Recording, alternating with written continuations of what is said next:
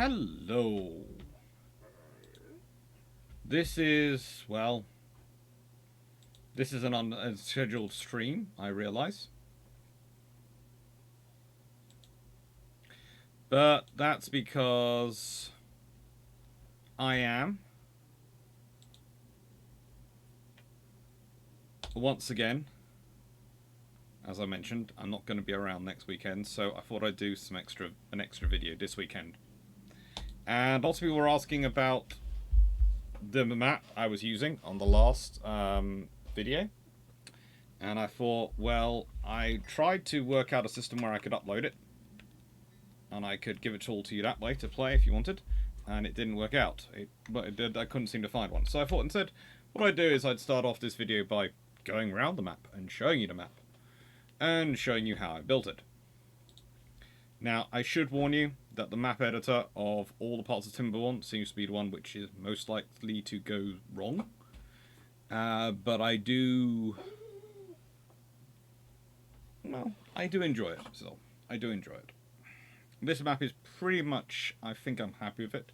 I think I've got ideas for other maps now, which I'm going to start working on. But I'm pretty happy with this one so far. It's pretty good. I have got a fluffy research assistant with me today. If you hear noises, that's him trying to demand biscuits, affection, and generally that I give him more and more attention. Because, you know, I should give all my love and attention to him.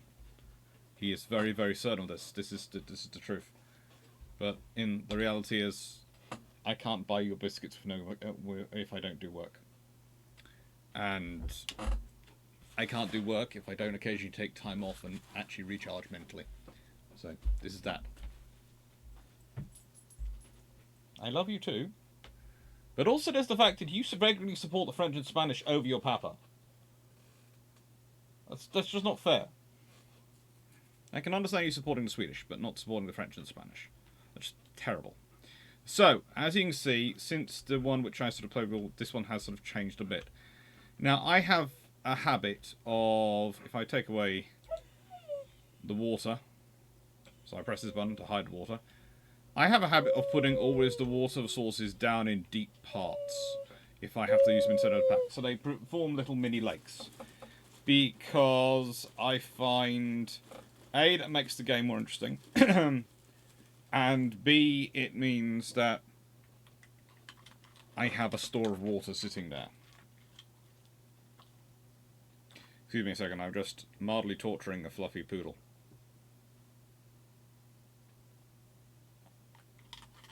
I was giving him 2 biscuits, and even while he was eating with the first one, he was going, second one, so, you know, I moved it out of mouth range. You gotta moderate it, don't chug it all down in one go. Anyway, so, there you go, there's another spring down there. And this has lots of water, this map, so it looks like it could be absolutely amazing until you go all the way around the edge. And then you realise that there is only one place for the water to get out, really. And that's this area here. Nicely covered up by a little bit of foliage at this point. I've added in a spring here because I wanted that to disappear and be more hidden. I didn't want it to be as immediately obvious from the air, and if it was brown, it was far more obvious than if it was a bit green. So I thought that hid it a bit more. I've also added in, to make the timing slightly more interesting, I've added in from all the high ones, I've added in a single channel out. Now, you're probably going to say, but Alex, couldn't you have just, you know, blocked off, taken out one of these? I could have done. That would be about the same amount of water flowing out. But this way, I do have the theoretical capacity, if I expand to a super city, and I have stuff all around the edges, of blocking that in. And theoretically, if I wanted to, raising the water even higher, and having massive stores of water. I could make this map could become a beaver super city. So it's about, you know, in my experience, making it have very long-term gameplay. I like to be fiddling around with the city for quite a long time. So this is going to be the core of the city. This is going to be the first one where it's built up in this area. But, you know. And I've got no mods running. Before anyone asks, Alex, have you got mods running? I haven't. I don't tend to run mods in Timberborne. I should probably run some mods in Timberborne. It would be... I keep hunting for the railway engine mods. I keep seeing people have been playing with... have managed to get a steam train running. And I would really, really love to have a steam train running. And I would... There is a map which I have got which would be absolutely perfect for a steam train. If I could actually build it, if I could get it, because basically everything, it's the biggest map you can possibly get, and all the resources are in different corners. And you have a sort of central area, kind of like this one. You have a corner over here, which is all the trees. You have a corner over here, which is all this, and you know, you have all the metal over in this area. And you have more bushes and trees over sort of this area, and basically you need the trains to really make it work efficiently. It's a nightmare to try and do it normally, but it's a fun try to do. Now, I would point out I am not the only one who uses my maps. I do share my maps with people who have access to my Steam account, of course, my family. So, you know, you share it that way. So that I don't just build the maps for myself. So I do build them for my little cousins to use. And they have a lot of fun on the maps as well. But as said, I haven't figured out a way to share the maps properly. This map looks like it's so overabundant with resources. It really does. I always find it funny because people look at it and go, it's going to have lots of resources. It's going to be easy. And then you realise that it all gets deluged in water. And that creates its own problems because the water level is designed that the minimum height it will get to, if you look here, it's 4 down.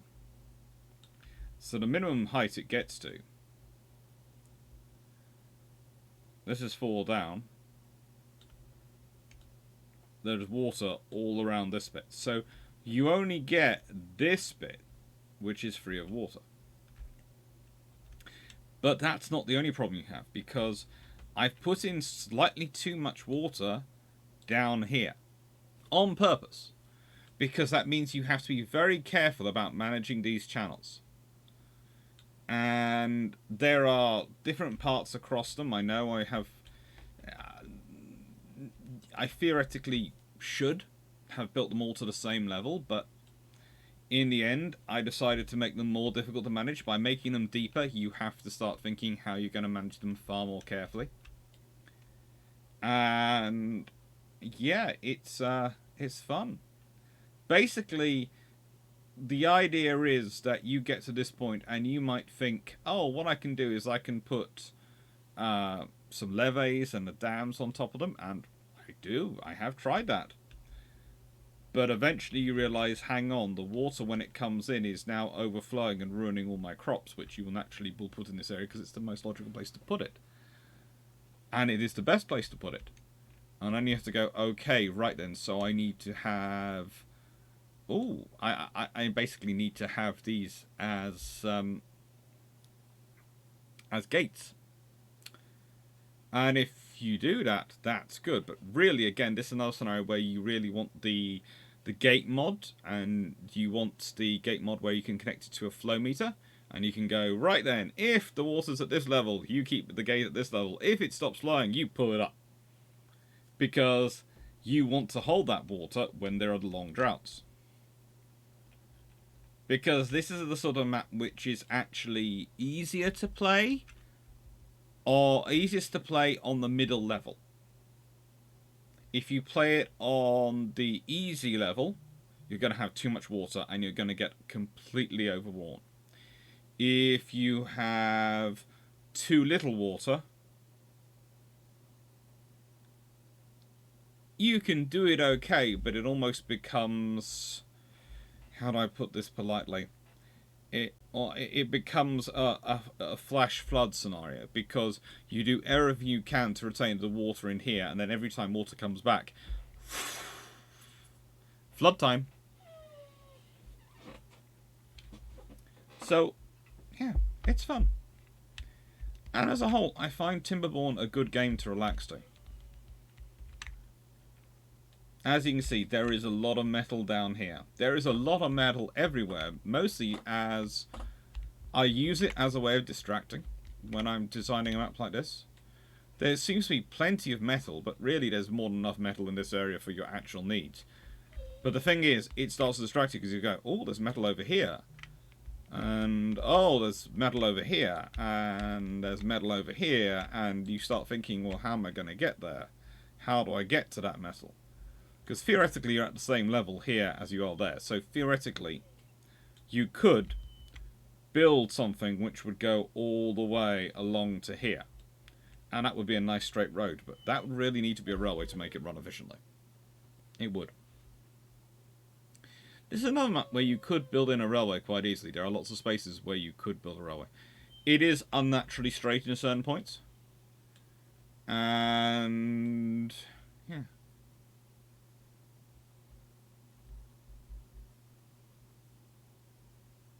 I like it. 4 massive lakes. Again, I have looked at the mod which allows you to make things as deep as you want them to make. Only area which doesn't really have any water is over here and over here. They're sort of big areas without water, and this area of course, but that's the edge. But it means you have a lot of, it looks like there's a lot going on and a lot of viability going on until you realise that the water will literally just raise itself up. And a trick for when you're building it, because once you've built all these things around the edge, I have some extra water let out because that just makes life a little bit more difficulty. But that also means there's water coming in. If you notice, there's another spring in the middle there. Down there. Hello. And yeah, this is the sort of, there's a little river running along here and another little spring down there, and it connects, it flows to this big lake, and that looks lovely. But the reason it's at that level is they're all at the point of freeze, so they look like they might let water out, but they don't. And what they also do is provide another point if you do decide to try and raise the water level higher.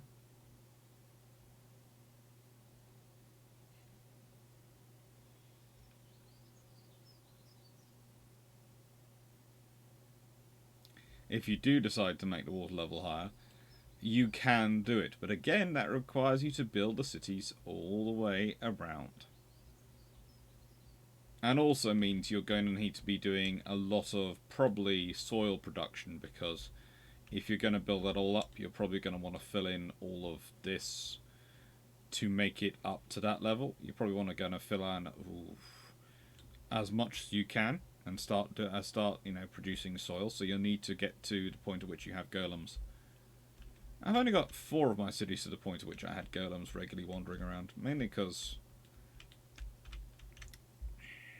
I prefer the beavers to the golems. The golems wandering around bore me a little. Which sounds probably terrible, but I'd almost prefer the beavers to be getting some sort of power armor than the golems. I like the beavers. They're cool. I know. That's the map.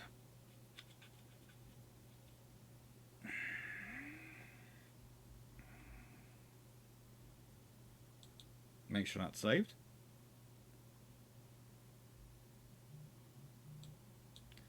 Then exit. And we'll go play a game there.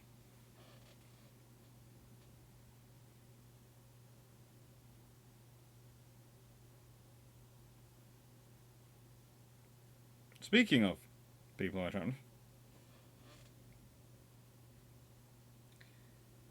Yeah. One of my, well, actually, Gareth the Brit has just messaged me whilst I was going, because I've been chatting with him about how to make videos ad-free. and it seems to be it's an affiliate level thing. So the more people you have who are how to put it, subscribed, following your channel, you can then upgrade. So you can say it so that the sort of ads are subscribers will be ad free, etc. But you need a certain number, and yeah, just working out how many that's going to be. Iron Teeth or Folk Tales.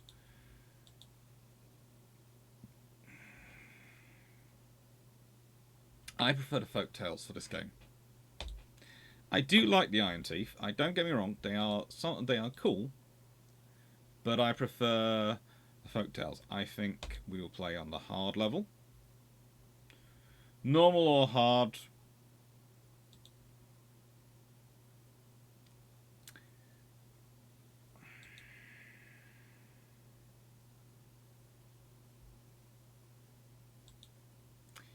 Either are fun to start with. That's probably slightly harder, actually.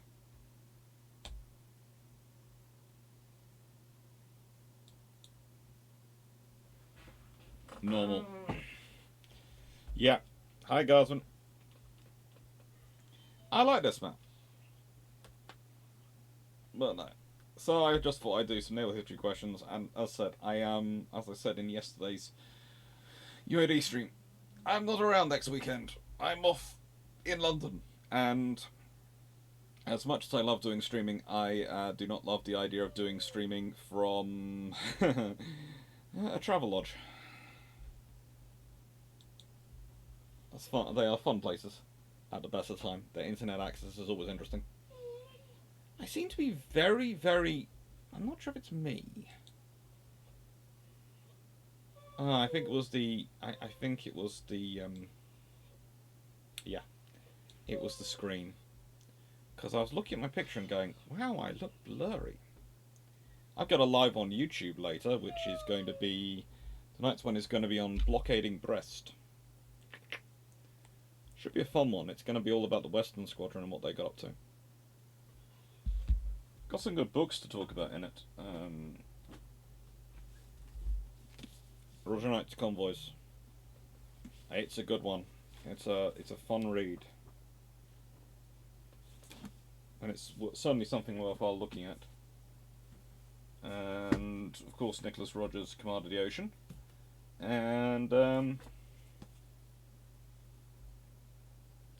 Far Distant Ships, which is all about the Royal Navy and the blockade of Brest, 1793 to 1815. If you're wondering if the Royal Navy really managed to yes, there are. There is always cries for biscuits. So the Royal Navy really managed to maintain a blockade of a port for 22 years. They weren't far off 22 years consistently. And of course, this is Nicholas Rogers' book, Command of the Ocean. Very fat book, worthwhile reading if you want to read pretty much everything about naval history from about 1650 to 1850. And of course, there's the Convoys book. I don't think I got that close earlier, but that's some beautiful artwork on the front.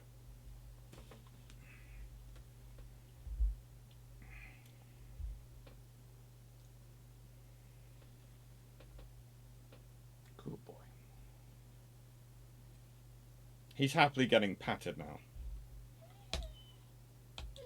This does sometimes take a while to load up. I do love Timberborne. Yay. Right then, so what are we today? We've got Roger, we've got Roger and Roger as two of the books that are next to us, so we will go with Roger, and that's our settlement. So let's pause that quickly. I always pause at the beginning of a game to have a look around and to mainly plan out my road route. And to remind myself of what I've built, because sometimes I forget what I've built.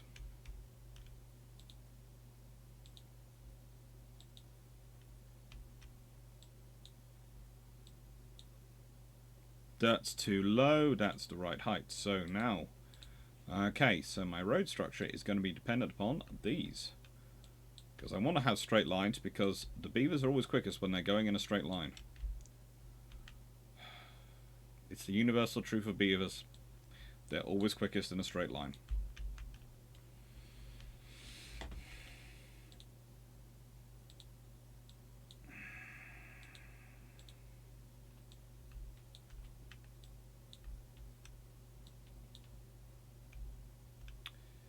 Now, I'm going to do that, because then I can do a road from one side of my settlement all the way to the other if I want to later.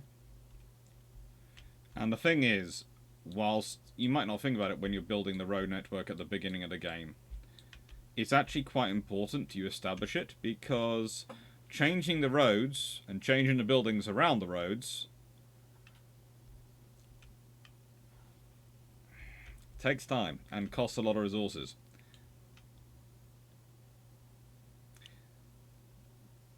Yes, Guardsman. This game does have a lot of options for double entendres. It really does. It's quite fun that way. So, we will want to make sure we cut some trees down.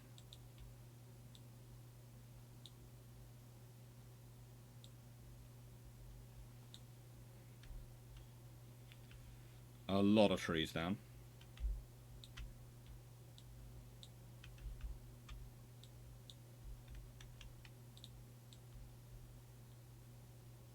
There'll need to be a lot of wood chopped down for this game. And yes, this game has many opportunities for double entendres. It is pretty much laden with them. I think that's half the advertising revenue for this game, is the fact that once you start talking, when you consider the amount of log pumping, log moving, laying down the lumber, and beaver jokes you can make in this game, it's quite disturbing. And does show that pretty much most of humanity has never passed a sense of humour of 14-year-old boys. But there again, nice way. Why are we surprised about this when Adam Sandler is still so popular? And let's be honest, we all enjoy his movies.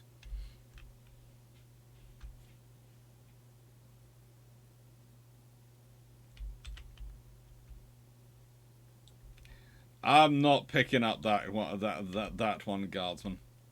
I could see that get. Remember, I do, these videos are put up on my YouTube channel, and my little cousins will. There is stuff I can get away with because it's not broadcast to little cousins and they have to go pick on it. But yeah, I like breathing. Yes. The beavers in this game are really obsessed with wood. They really do enjoy getting their teeth into it.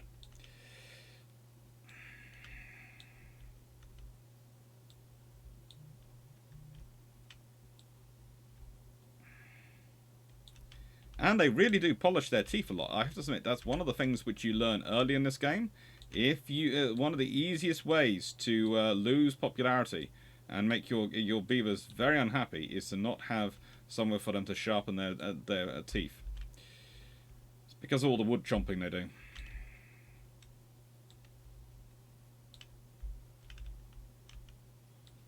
And I'm just basically marking up huge amounts of space to be chopped up, because frankly, if I get this done now, I don't have to worry about it later. And I don't end up with beavers going, we can't find the wood. Which does happen. It's probably boring to watch, but it just makes things a lot easier for me later.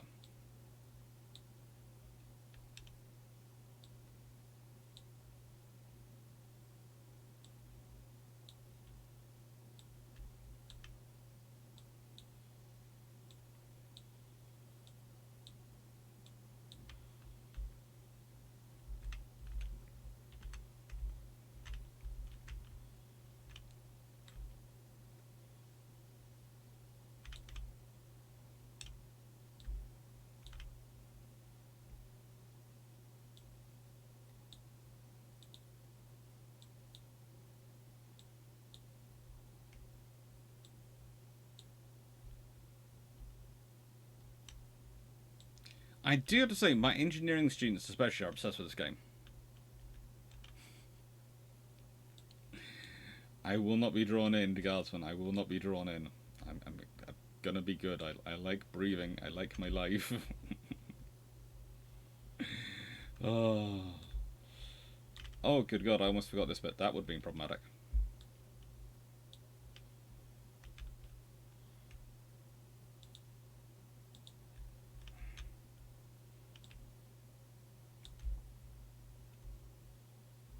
That would have been blooming problematic.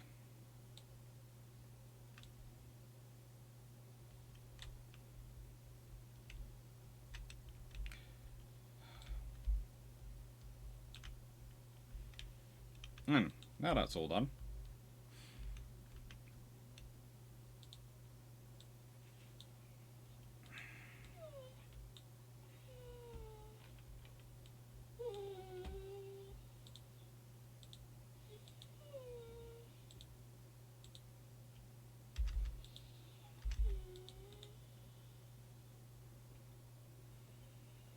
Start building everything we need. How much would a woodchuck chuck if a woodchuck could chuck wood? Quite a lot. But more importantly, you have to remember that is a very important rhyme because that tells you that defines what woodchucks are allowed to do. If it wasn't for that rhyme, woodchucks would not know what to do, and the world would be in a terrible, terrible place.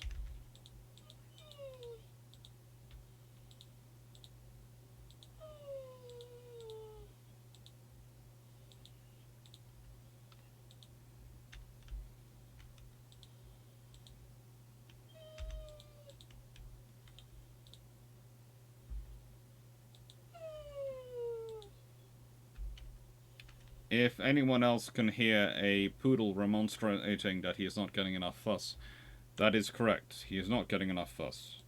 He would like to be the sole and only center of attention, and therefore he is complaining. I have acknowledged his complaints, and I have suggested he take them up with the relevant authorities. He feels he is taking up the relevant authorities. I disagree on this matter, but we will sort it out very shortly. Now, I want that, and that built, and I want that, and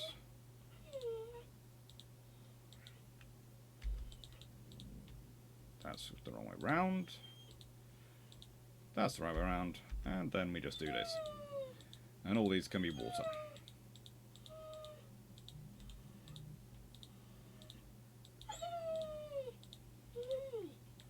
And now we've got that in place, and that ready to go, we can start actually the beavers off and unpause the game. Go on. Run off. Do the things you're supposed to be doing. And we can start working out the other important stuff we need to do, like where are we going to store all this wood we're going to build. Well, for starters, we'll put another road here, because you want to have as much access as you can, going backwards and forwards between your district centre and the rest of your site, because, as you can see, everything is done by limitation of how far they are from the district centre.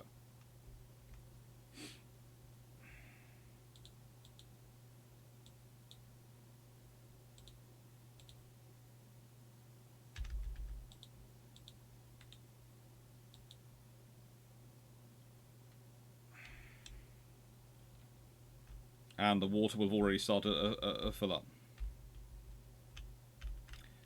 Yes, I do need to pat the poodle and play with the beavers at the same time, Guards 114. You've been trying to get me to say something naughty the whole time, and yeah, I'll say that one because it'll make you giggle. It's a good one.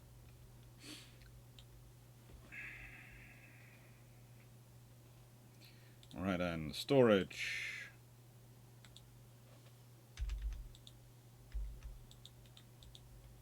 We want plenty of log storage, because they do like to bring along the lumber.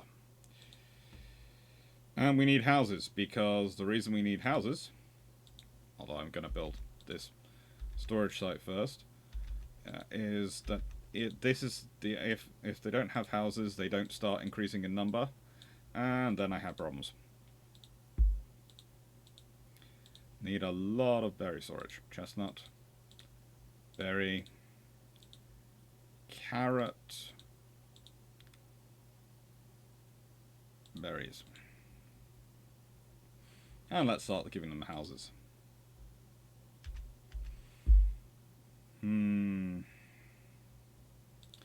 I think I will do something a little bit fun. So, there aren't many mirrored building options in this game. In fact, these small houses are pretty much the only options for building mirrored houses as standard available. But you can have fun with that.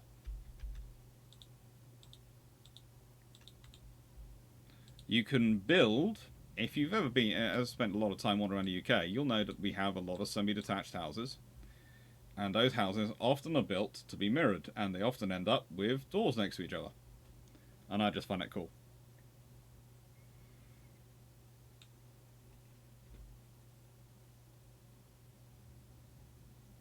Could go with the cow brushes, but honestly, the corgi would tell you that's not right. The corgi especially would tell you that that is not right. That a corgi needs to be patted by a human. You can make as many beavers as you like, as long as you can sustain a population. That's the thing, and you make the more beavers. Depends which type of if you're playing the other kind of the other tribe, you can put pods and they produce the beavers with berries. If the Folktales, who I'm playing in this game, they reproduce by basically having houses they go in and have sex in.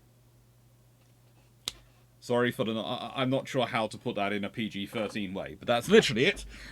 Two beavers go in to each of these houses, and a third one comes out, which is the baby.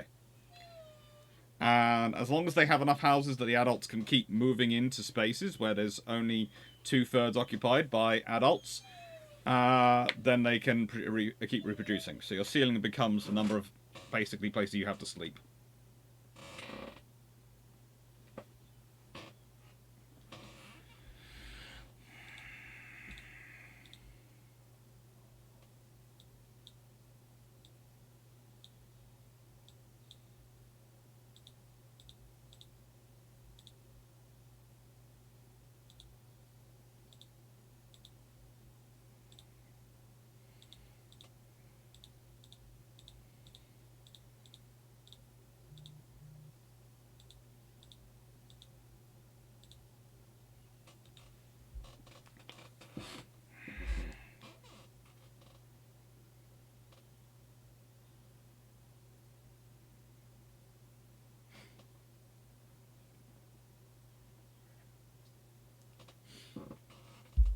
I don't know. You can't reward and punish the beavers, which is something I find strange, because I would like to be able to adjust the food rations. You can't adjust the food rations. You can't do all sorts of things. So they have this standard requirement of this is the amount of food they eat, and they take that. Hello, Cody 88.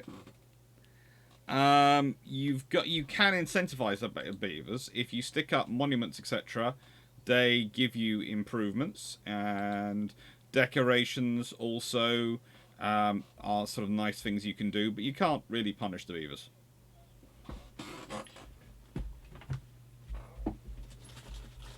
I do know there is someone who plays Timberborne a lot who I actually follow because I enjoyed it. I picked up their videos on another game they played, which kept coming up, and then I ended up following them on Timberborne videos as well, because my students kept going, "Oh, if you watch them, you should see their Timberborne videos." I'm like, okay, fine, and I did, and their videos are great.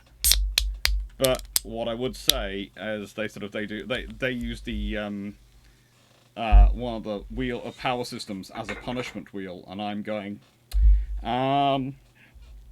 I understand why you're doing that, and I understand how you're doing that, but I'm not using it as that because I use those wheels as my baseline power supply. Yes, I played Stronghold.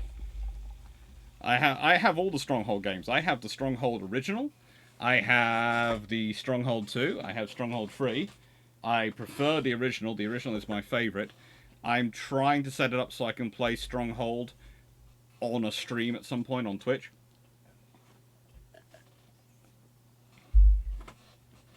Because I think you'll all enjoy it. How you doing, Cody88, by the way?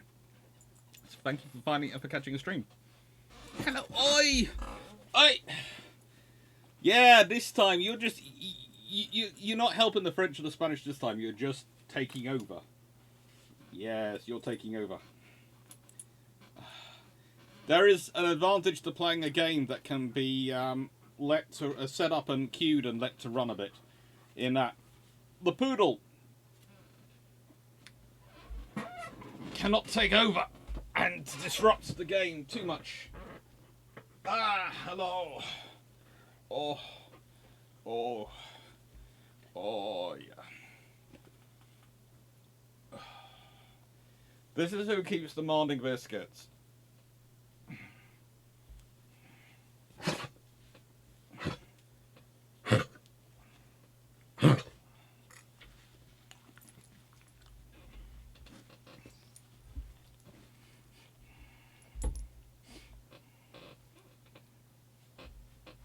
Four 12-hour night shifts. Goodness gracious me. Yeah, I'm luckily the phase in my life when I had to do that is in the past, but that was not fun. Night shifts were never fun. There again, for a functioning insomniac, it's supposed to be. It should be okay, but the trouble is, I've got because of a sort of functioning, being sort of a functioning insomniac, I'm so used to organising myself at night and not having to deal with other people. I found it really quite weird. It's because you're not talking about 15-inch guns. He likes talking about 15-inch guns. But as a rule, on Friday evenings, let's see. I think I had the other one in with me at night. I'm not sure. Sometimes I have the assistant fluffy research assistant rather than the fluffy research assistant in with me. Sometimes.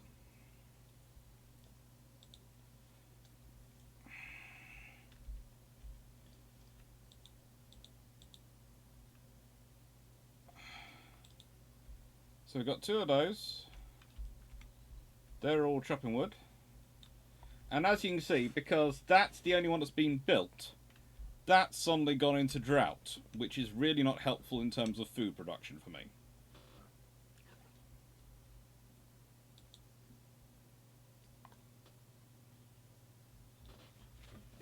I am going to up their days slightly to 18-hour days. Oof.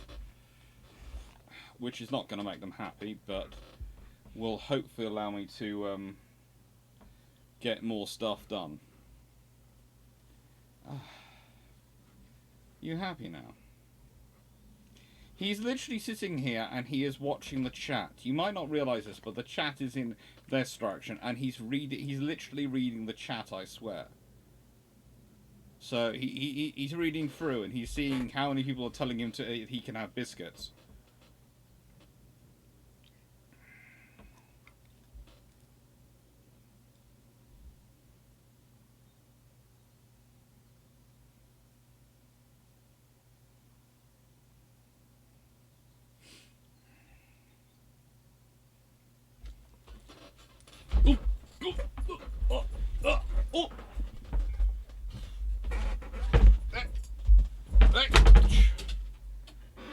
Sorry, spotted a squirrel.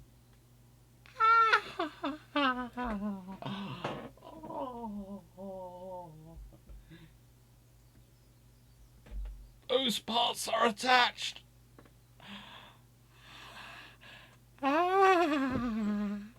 They have nerve endings and everything.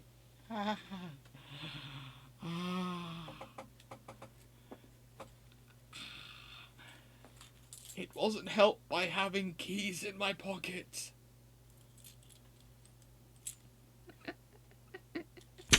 Yes. The family's already agreed. If we are, as said, because we're now all sort of working from home, and I did enjoy the video about just nuisance. Because we're all sort of working from home, if we do end up moving, and that is, as said, it's because with my mum's arthritis, etc., there'd just have to be so much work done on this house to make it viable for my mum and sister, that it's almost a case of, let's see what we can find out there and let's see if we can move. Especially if I can start getting a sensible income. Then it's a case of, okay, let's look around, and if we do find a place which is suitable and bigger, it's not a Great Dane which is on the family list. This is a St Bernard.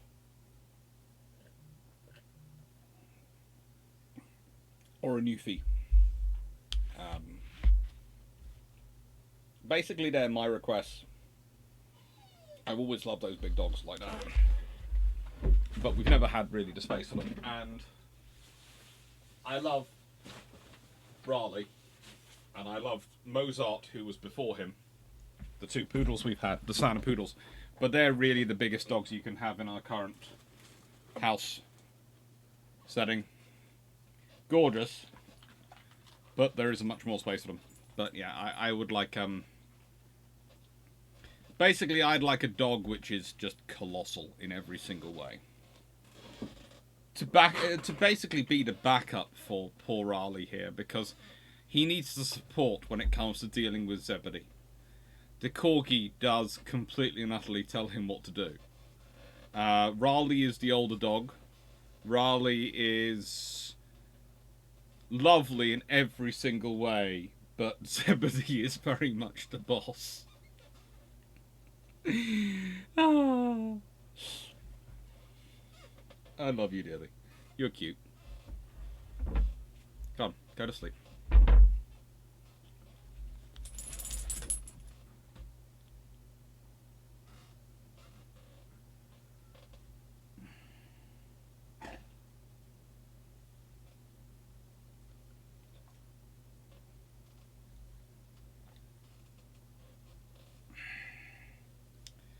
Hey.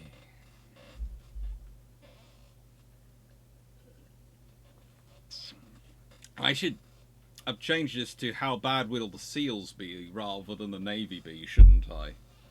On this one.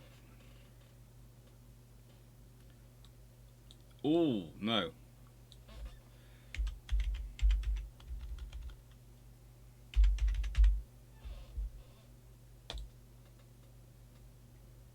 Yep.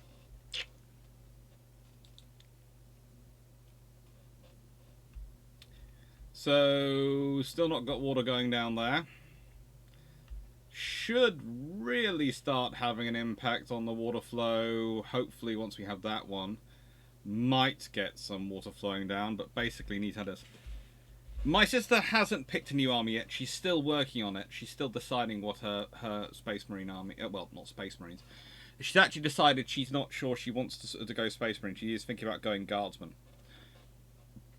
Because I put forward the suggestion all of you did. Because, you know, we're all...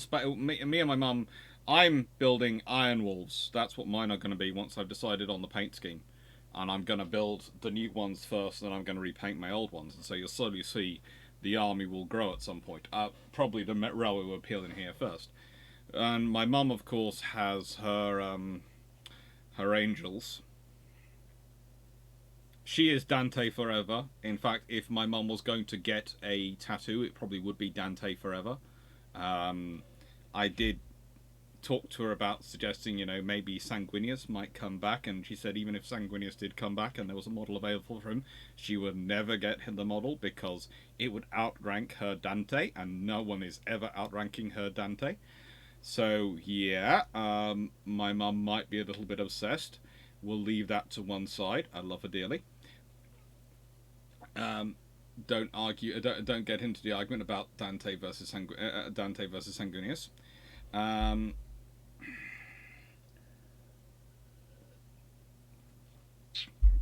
I know Lionel Johnson's been resurrected, which is annoying because it's annoying because one of my forces a long time ago were angels. They were one of the angels, from the first legion, the descendants of the first chapter from the first legions. But no. Then I moved on to Templars. So of course I was hoping Rogan would come back, and then I would probably stayed with Templars and tried to reconfigure into another Templar unit. But Rogan's not come back. And as much as I love the Guilliman and the Ultramarines, I have a cousin who is absolutely obsessed and has Guilliman, and basically Guilliman is their entire army is built around the fact that you have Guilliman. So yeah, I'm going to have to wait for Russ to come out for me to get my own Primarch.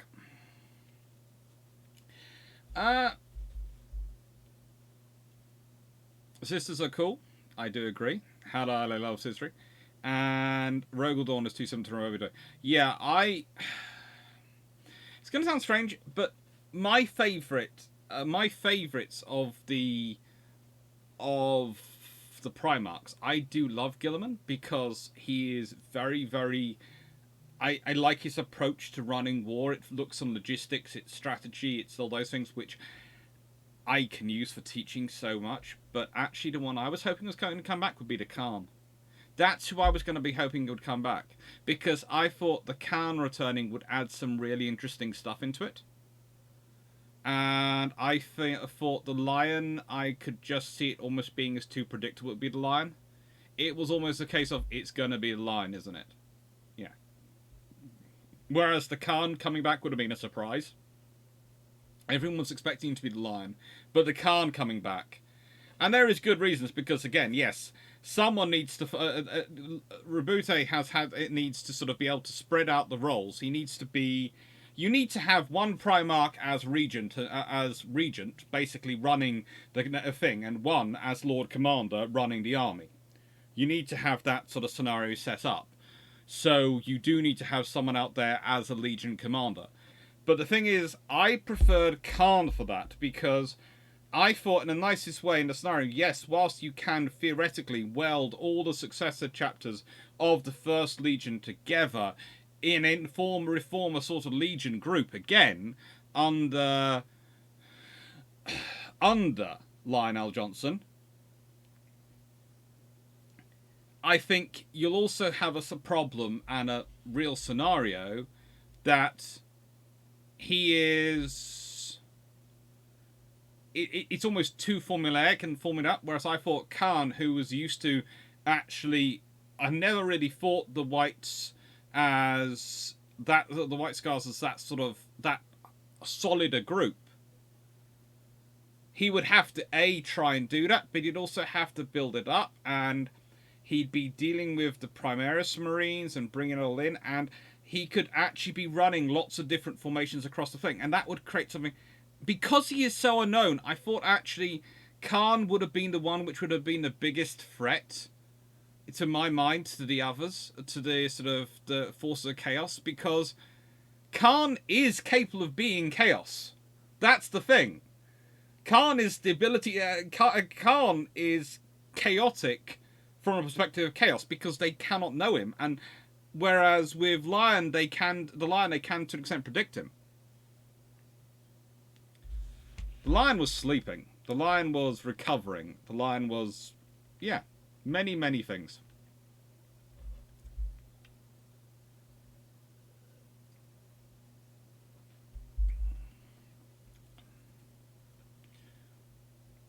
We are a bit short on food, but water is starting to flow down there again. That's good.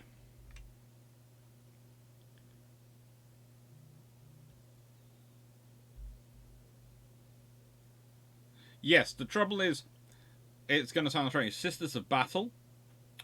My one, and again, this is the other problem. Sort of my family, we tend to not try not to have the same armies as each other. And one of my cousins, her entire family, she's now organised into Sisters of Battle's unit, and they formed their own Sisters of Battle. I'm not sure what they call themselves, but basically, when they get down there, there's four armies of the Sisters of Battle grouped together, and it's just a case of, oh, so it's one giant Sisters of Battle formation. Okay. We're playing Timberborne. We're playing with beavers. Answering history questions, chatting about Warhammer 40k, and playing with beavers at the same time. The amount of double entendres and bad jokes which can be made in this scenario are endless, as you can see from Guardsmen. You see, that's the thing I can never understand, why the Wolves and the Angels sell more, and why the Khan, the Khan... I think, honestly, the White Scars are some of the misunderstood... I was tempted to do them. I was tempted, honestly, to go with White Scars. If I didn't have a cousin who was completely and utterly obsessed with them, and basically no one in my family has wolves, that would probably be who I'd gone with. But for some reason, no one in my family currently has wolves, and I really like dogs. So I went, yeah, I'm going with wolves. The motorbikes are cool, as I live. Yeah, the motorbikes, they are a biker gang going to war. They are cool.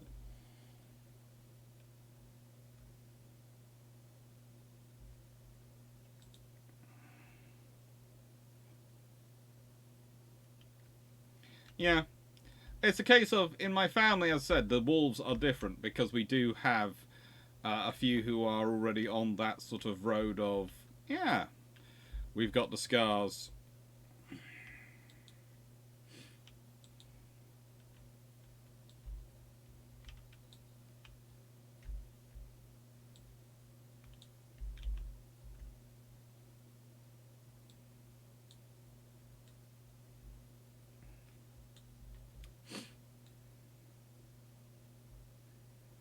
Now,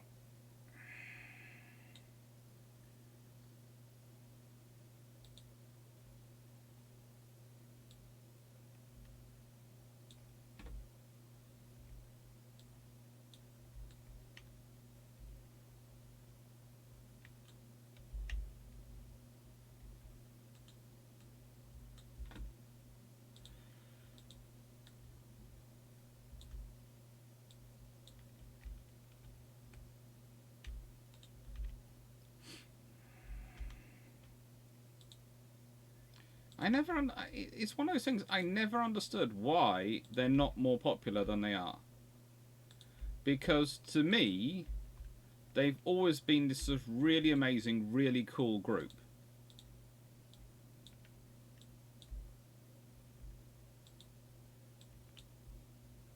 And they're just not.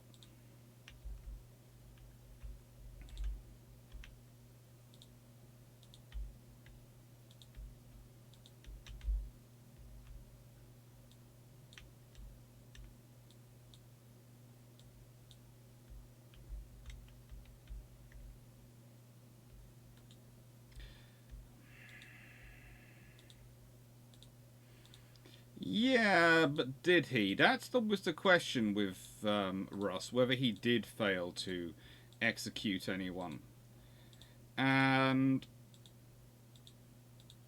you always wonder whether the executioner was more the title he was used for going out to deal with other things. You think the executioner is an internal title, but it could well be an external one. And the humanity of Russ is one of the interesting things about him, because he presents himself as this sort of barbarian. And that's all really a deep cover to just stop people, how to put this, really knowing him. It's kind of like the Khan. But the Khan takes it one step further. The Khan just goes, I don't feel like talking with any of you.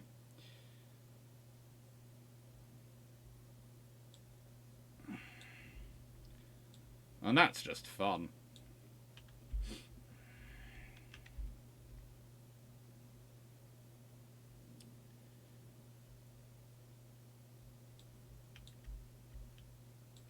Because let's be honest, if you had a member of your family who was just going, I don't feel like talking with any of you. You don't?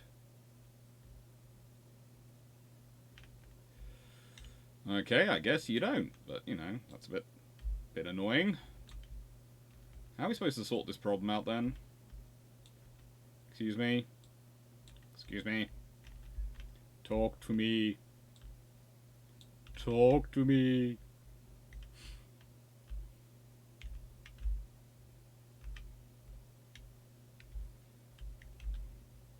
Yeah, they're all set up nicely.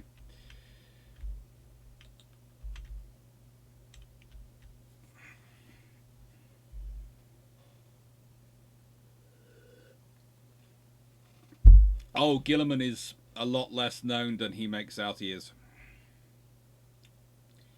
Gilliman is not as noble as he pretends to be.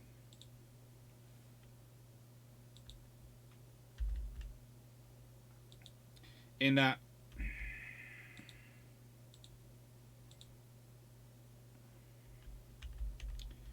well, the very real scenario you get with Gilliman, and you always have to think about this when you're dealing with him, is that Gilliman is a master politician.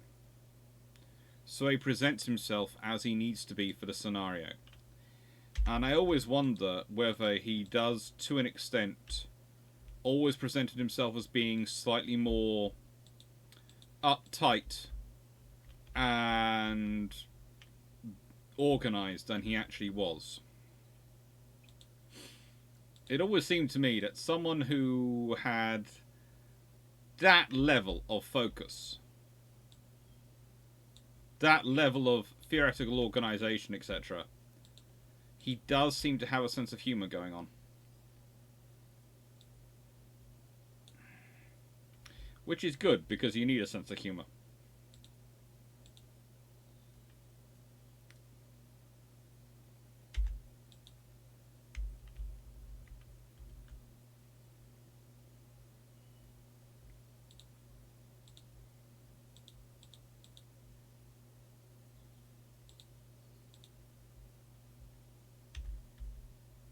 To do his job, you definitely need a sense of humour.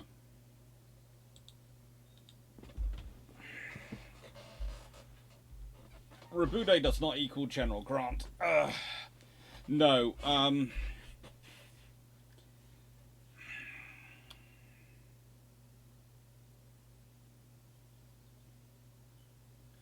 If I was going to say Rabute is anything, he's more an Eisenhower Nimitz character. And if you're looking at American commanders, if you're looking at British commanders, you're probably looking at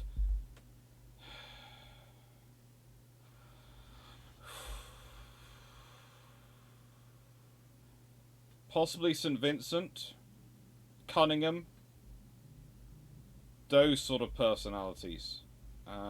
You're dealing with the very best of command and strategic thinking. Not necessarily maybe as the best personal combatant, but that's the honest, he's a Primarch, so it's kind of like, you know, you're the Primarch, there's no one else really that's going to match you in against you apart from another Primarch. But, yeah, Gilliman is... Gilliman...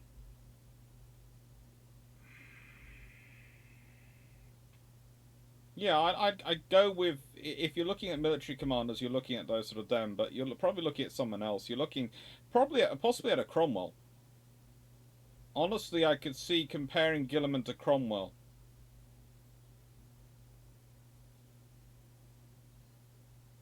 In sort of that sort of level of strategy, military, bureaucracy, organisation.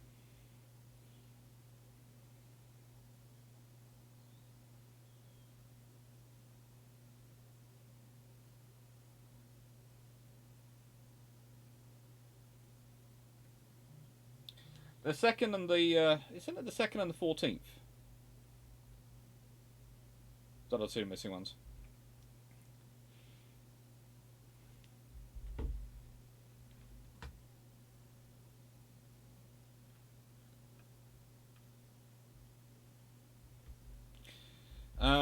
No, and you sort of the thing is, if you are an Eisenhower type, etc., to be really successful, you do need an Eisenhower or Cunningham type. You do need your, well, you need your Vian or your well, if you're Grant, you need your Sherman.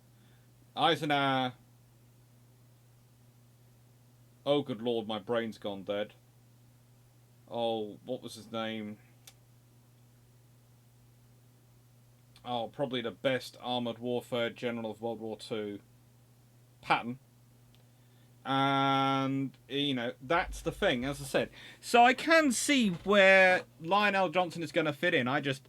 my scenario, the scenarios I see what's happening is basically one of the Primarchs becomes Lord Commander and one is acting as Regent. So one's basically dictating the wider strategy and dealing with all the fronts, and one's going, right then, you go deal with that battlefield and deal with it. You're in charge, go run that war. Sort of scenario. You also had Bradley and Montley. Yes, but Monty was... no one should have to deal with Monty as a subordinate. No one should have to deal with Montgomery as a subordinate. I love him as much as I love any British general in World War II. Actually, no, I don't. There are a couple I love more. But, no one should have to deal with Monty as a subordinate. No one. No one deserves that pain. No one deserves that pain. It's just cruelty. It is cruelty. To deal with a subordinate Montgomery is just cruelty on many levels.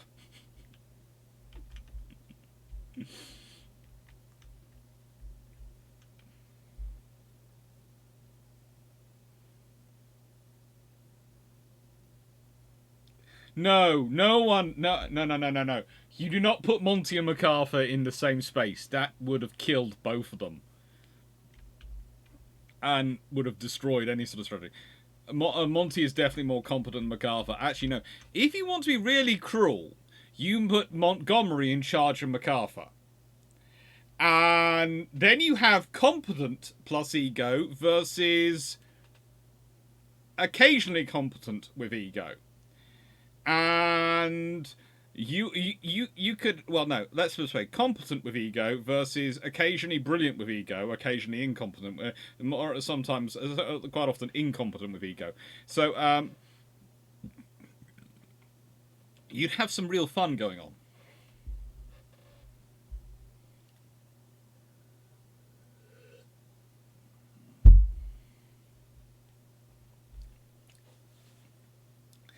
Primarchs as historical commanders, who are they? It would be interesting to work through. You see, because I imagine with Gilliman, they were more thinking of something like Julius Caesar or someone like that, but no, to me he's more Cromwell. I might add that into my Imperial Navy brief. I might add a little bit of section about that, the Primarchs as generals.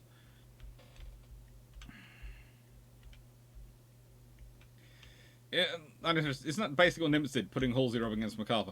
Yes, he basically gave he gave MacArthur his worst nightmare. And you see, the Khan is the Khan. It can be true, but which Khan? Kublai Khan? Genghis Khan?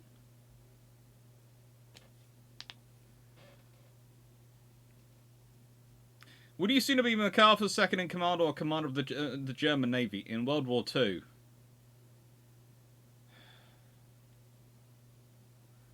Both are hidings to nothing, but you see, with MacArthur being in MacArthur's second in command, all I could do is arrange for him to have food poisoning, and then I would actually be in command, and I would have a competent, sensible forces to command, and I could take over.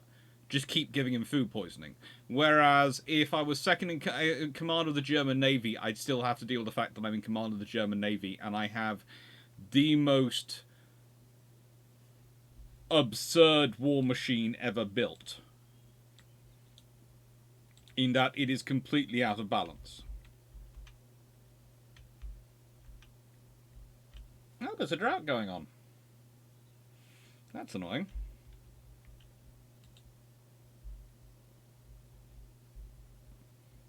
Let's see. Oh, good lord. This is the point to make about this game, and the fact is that you start off and you think, I have so many resources, and then you realise, hang on, the water's already got to here. I am in trouble. I really am.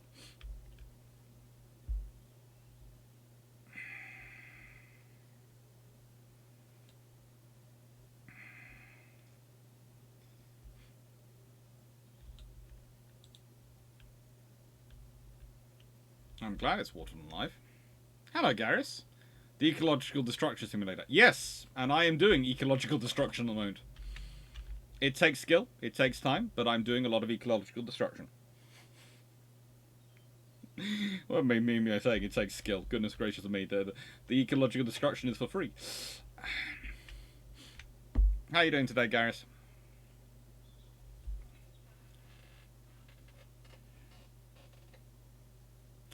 And if you want both Montgomery and Eisenhower to put in for a time rapidly or have an accident and put them both under Wellington. Wellington actually could probably run Eisenhower and Montgomery pretty darn well. What's often forgotten about Wellington is he does have some very interesting commanders under him. And I think Wellington is one of those few commanders from that period who you could actually put into World War II and could have actually done okay. Because Wellington, for all the things he was not, he was a student of geography. He studied the land, and he studied the topography, and he would have very quickly managed to adjust to the new parameters that he was dealing with. Currently doing Victoria Free. Cool. I am going to try all these games. Basically, I have a plan to slowly, after I've... my plan is to start buying new games again after I have finished the books I'm working on. So I will start buying new games, and then once I'm proficient enough in them that I feel confident enough to show, I'll put them out on videos in Twitch streams, because I like doing random games with you all. Wet beavers are happy beavers, but I haven't yet researched showers. That's the trouble, Guardsman. I haven't got showers, I haven't got any of the things which they require to make wet beavers. It's terrible.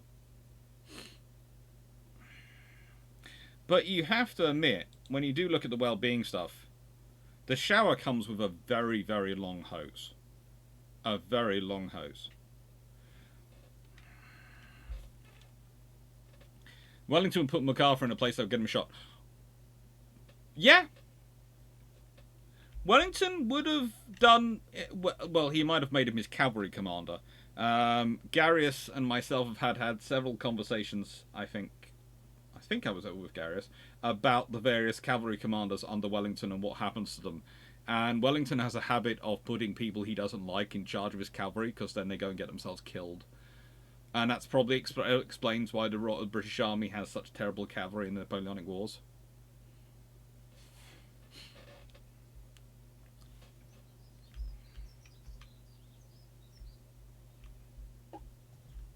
There is a lot of ecological damage going on here.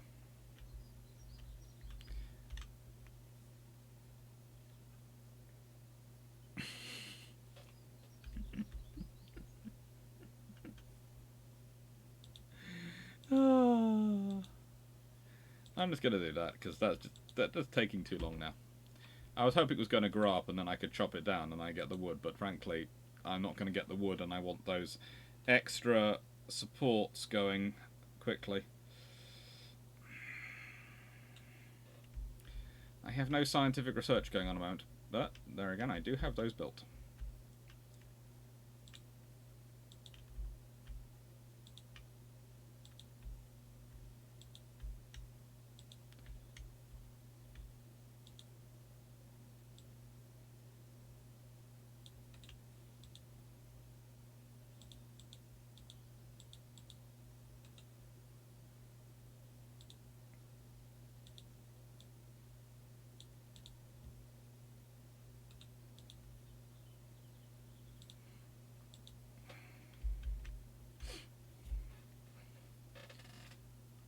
MacArthur was a fairly decent officer.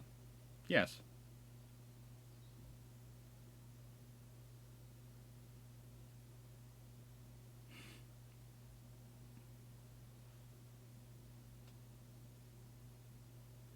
I love the Wellington quotes. He was once asked if you had done anything different at Waterloo in hindsight. His response was, "I won the battle. What more do you want?" Well, that's kind of true because there's a lot you change in hindsight. But then if you knew everything in hindsight after the battle that you knew, if you knew everything you knew after the battle than before it, you would fight a very different battle, wouldn't you?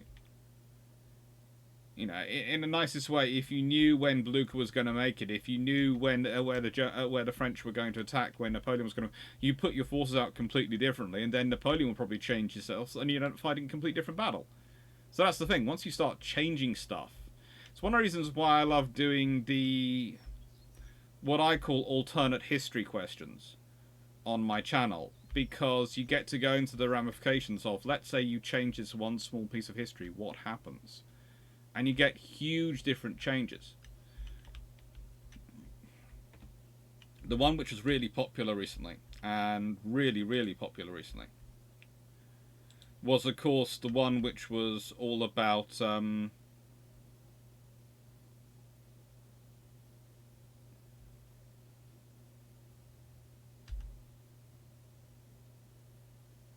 all about, could put that there, no, all about the options that happen if you end up changing green boys into something different. If you get green boys shells earlier, and what the effect would be on World War One, and that was a lot of fun to do, mainly because you start to realise that a huge amount of different factors start to take place if the Royal Navy have decent shells earlier in World War One.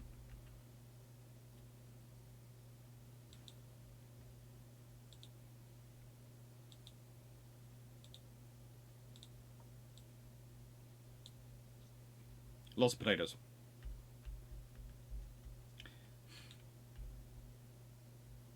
Hindsight is amazing unless you're a Cyclops. Well, let's be honest though. One of the other interesting things that gets into it, and we were talking about Warhammer, of course. If you're talking about the issues with having foresight, which is sort of, if you have hindsight before something happens, it's foresight, isn't it? Is that you then change events, and then your foresight is rendered meaningless because you had an idea of what would happen if you didn't do anything, perhaps, or if you did X.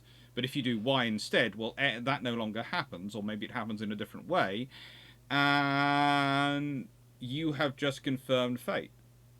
It's kind of like the whole problem of the Alpha Legion. You know, their whole thing of, they have talked with the Cabal, and the Cabal have explained to them this is the future, so they must fight against humanity in order to win the war against chaos. Well, they believe that, but that actually shows how bad the Alpharius, etc., and his command structure were if they were actually following that one. Because the first thing you'd think through is going, well, hang on, your sheer act of telling me this has changed fate, because now I have this information, I can change how the battle's won. That's the June conversation. That's many conversations. Many conversations start going down that road.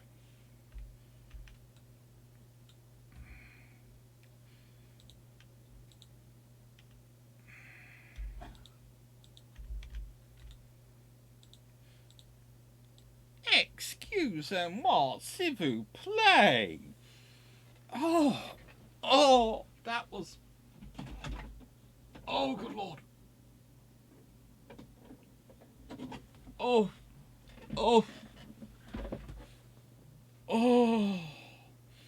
I wish I'd had foresight about that one. I'd have opened the window earlier. Oh. Well, love it. He looks there completely innocent going, not me. Wasn't me. Wasn't me. Wasn't me.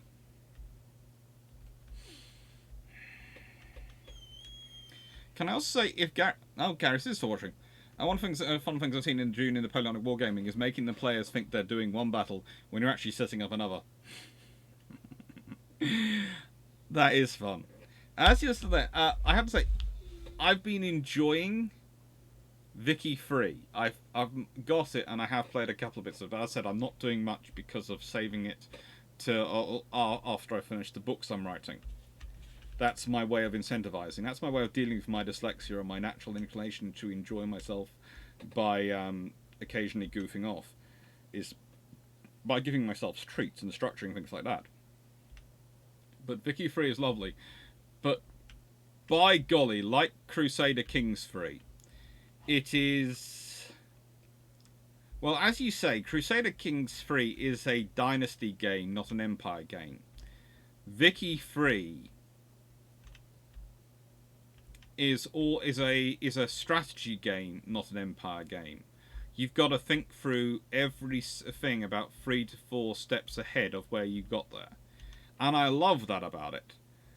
But I can also see that's where it's tripping up a lot of people playing it, because they are used to games where you react and you have to think it through. It's like with this game, I haven't apparently done much. If you notice, I've marked out food, etc. on these things. But what am I doing? I haven't started on producing timber or anything like that, because the first things first I want is population. Because I need beavers actually to be here, and to get beavers I need to have houses, and so I might as well build houses, and until I've got those houses and the populace going on, I don't need more than berries, chestnuts, and carrots. I don't need more than that. So I need to get the water set up and all these things set up, for water and food going, and places to sleep before I start pushing forward to anything else.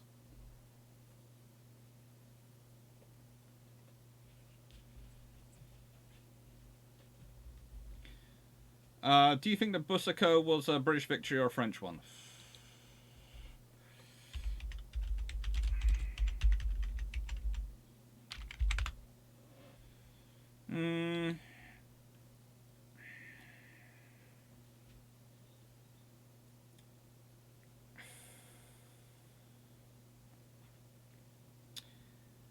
I'd say when the smaller army inflicts 2 to 3 times as many casualties on its opponent than it receives, it's probably a victory. But I would also remember, it's a victory where the British are buying time. Because you have to remember, the plan, Wellington's already got the lines of Torres Vedras being built. He's not fighting a battle to win the war. He's fighting a battle to buy time for the lines of Torres Vedras to be completed. So he doesn't need to win an outright victory. What he needs to do is he needs to win time. So I'd say it's an Anglo-Portuguese victory. I would just say that the French can claim that they managed to continue pushing the British back, but that's what the British forces were doing. So yeah. For the best Napoleonic army, we would go with French artillery, Portuguese and British foot, Prussian cavalry, all with UK logistics, so the lavatories are away from the kitchens, all commanded by Wellington and Blucher.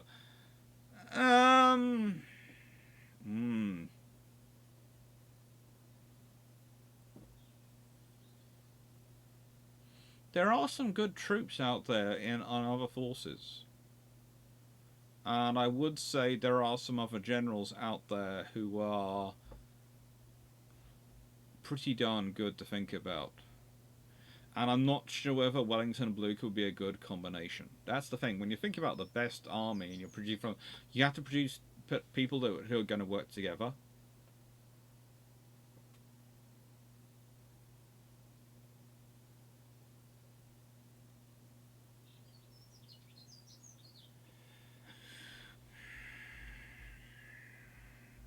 How do you feel about the war about a stray dog? Okay, you're going to have to remind me of that one, because I know there are several wars about pigs. There are wars about the Jenkins ear.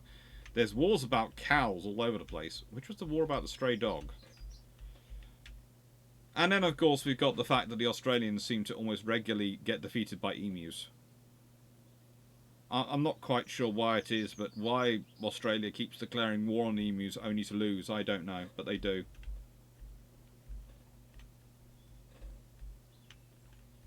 They do. They declare war on the emus only to lose. They take machine guns, they take everything with them, and they lose. It's terrible, really.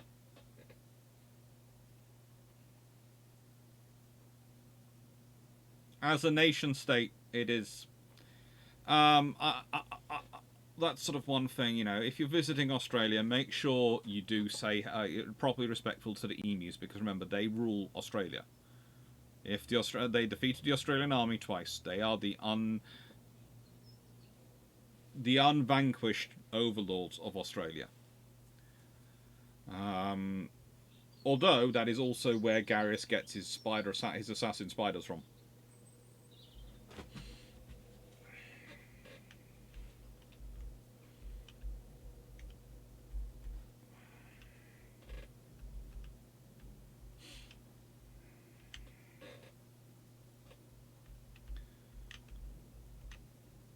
Speaking of spider assassins, and speaking of things that are sort of missing from this game, it's one of the interesting things that I find in that this game, you have the different tribes, and you have the different sections, but you don't have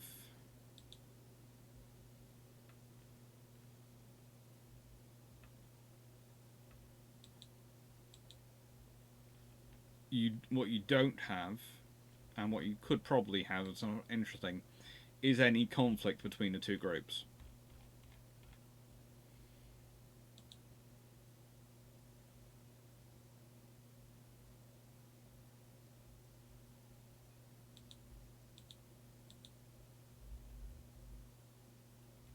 Ah, what a stray dog, otherwise known as Incident Petridge. I'll have to look it up.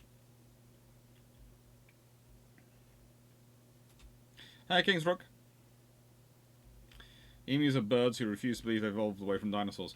Emus are birds which do not understand the concept that they are not dinosaurs, let alone evolved away from dinosaurs. They think they are dinosaurs, and as far as they're concerned, when dinosaurs disappeared, they ruled the world.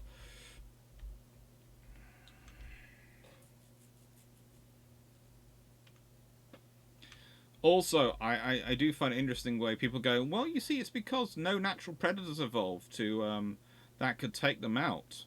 Sit there and go, no, probably some predators did try and evolve, but honestly, I wouldn't be surprised if they were all pecked to death by a horde of emus. Rather like the Australian army was.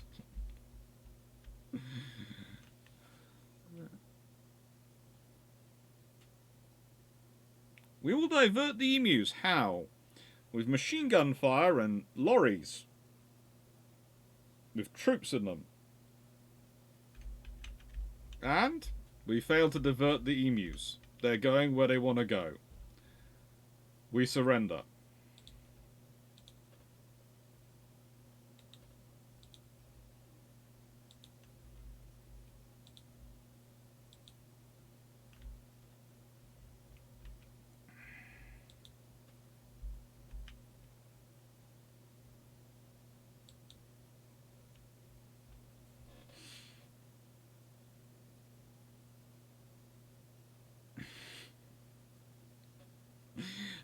Weaker, less dangerous prairie cassowaries. Don't tell emus that. I saw the report of First Emu War. They reported to use guerrilla warfare tactics. They used lots of interesting tactics. Honestly, it was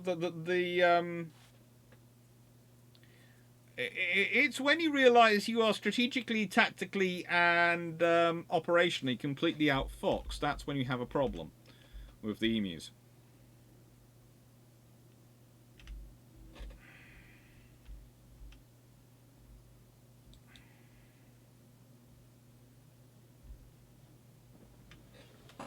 And they were, strategically, tactically, in every single way, completely outfoxed by emus.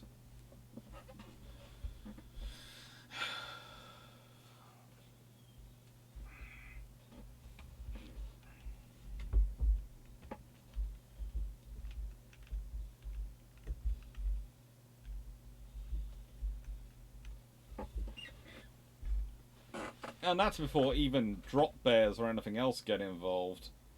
When the rest of the joyous thing that is the Australian wildlife turns up, the poor Australian army is just going, no.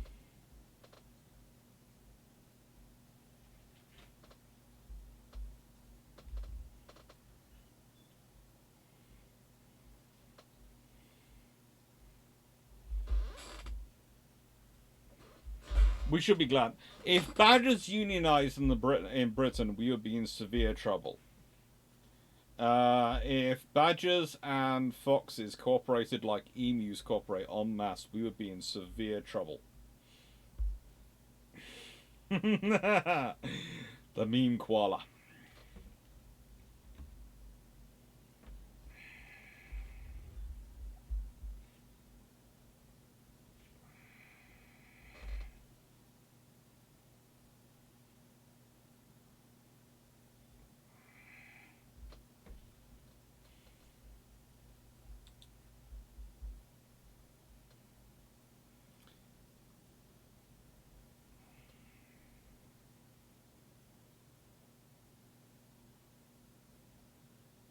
You're just glad murder skunks. The fact that you think that murder skunks are solitary animals shows that their propaganda has worked, King's Rook. The fact that you think they only ever operate as solo assassins just shows that they have won the war. They have managed to psych you into believing their propaganda. So you will only ever prepare to fight one. You'll never be prepared for the second, let alone the third and fourth. You'll be so busy looking for solo, you won't hear the group. You'll be listening for the single sets of paws. Beware the murder skunks. They're not just solo. Badgers don't give a frigate. They are the first-class ship of the line of mustelids. And of history, probably true.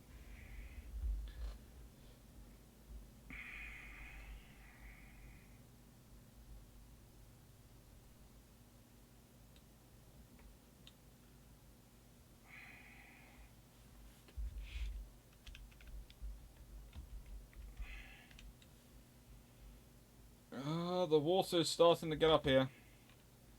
I don't think I'm going to be able to build those. Not unless the drought comes very, very soon. So I think I'll get rid of them. Because I'd rather they weren't built. And then deluged. Got 4 there.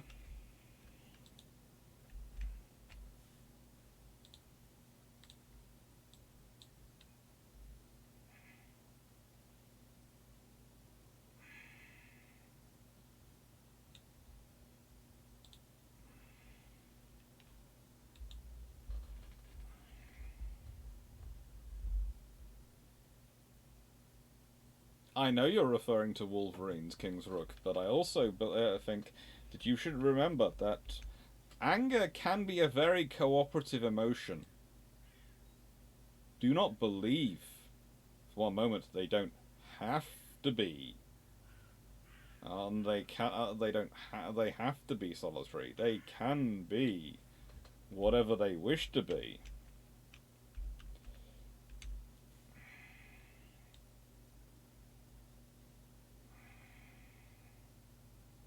Yeah, look. These are all the trees underwater. These trees look fine, but look. The water is getting very, very close. They'll be deluged soon. They will be deluged soon.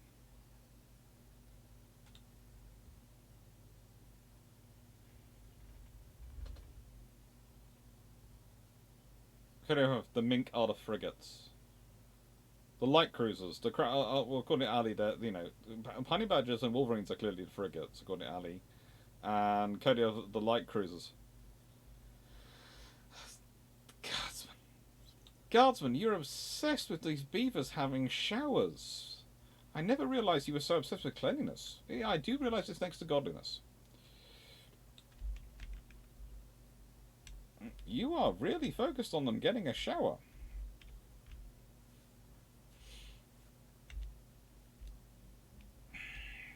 As you can see, these beavers are well and truly soaked because of, look at all this wood they're going for. They are really hunting the wood in the wet.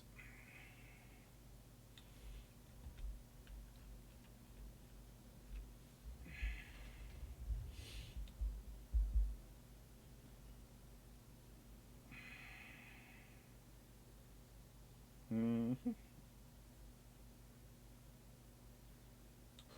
Now we got plenty of houses coming up, which should give us a theoretical population of 48 once they're all built, which should allow keep us going for quite a while.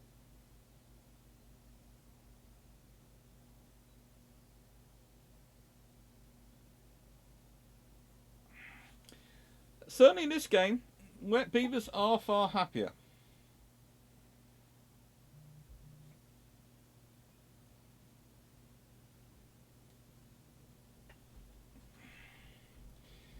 Apparently when European badgers and brown bears are in the same place, the brown bears leave.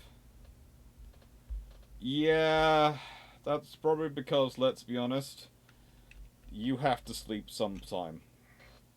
And that is a small, scary bundle of muscle.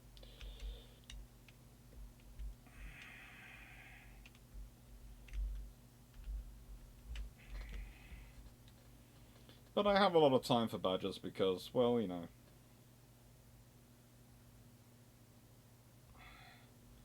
I've spent a fair amount of time with them over the years. There's a lot of water pouring around places.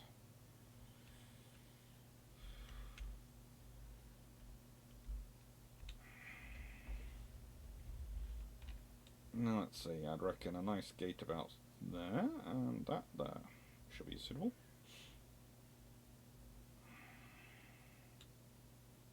I'm going to need plank manufacture at some point. Let's get all these built though, and get started in on the plenty of things I need to do first.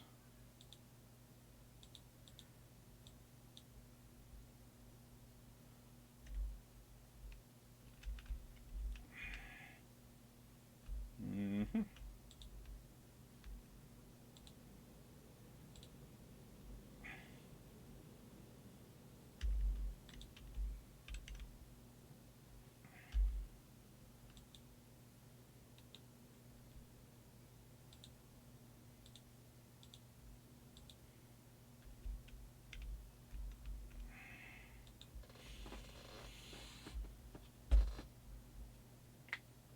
So MacArthur or Andrew Jackson, why do I have to make that choice?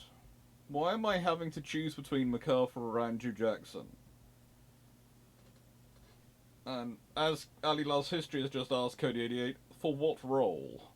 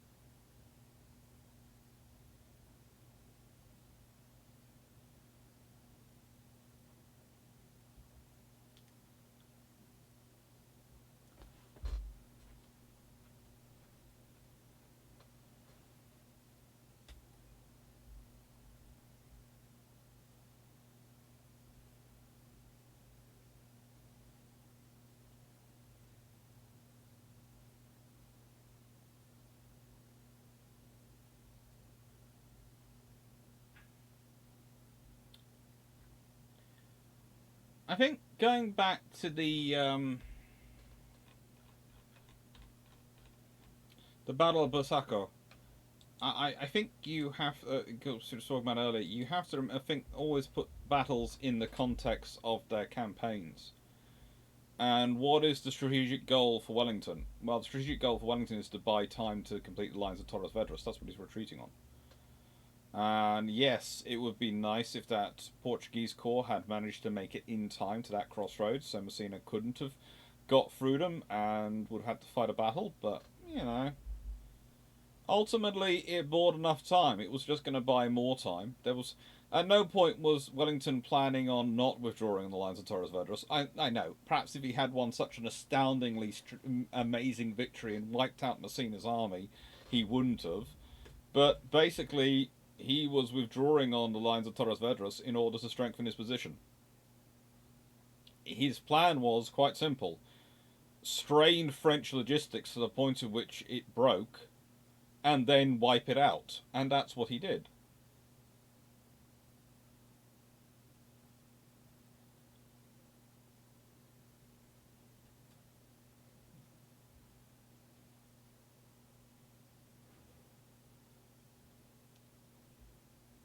It's where Ney's mental health started to fall. Honestly, it's where a lot of French commanders' mental health started to fall.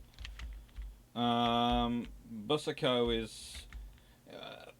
it's the scenario where the French start to realise they're fighting a competent general. Because the real test of a general in the Napoleonic era, and I would argue the real test today, is withdrawing their forces from contact with the enemy and maintaining good order. If you can do that, you are a good and competent general. If you can't do that, you're not. And the fact that so many generals had failed in that against the French is often what led to the massive, overwhelming victories the French seemed to achieve, because it wasn't the battle where the forces actually lost the personnel. It was the withdrawal from the battle. It was the point after it.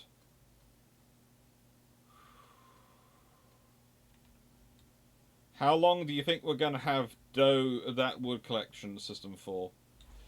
I think it's time to start building some more, or at least lining out some more of these.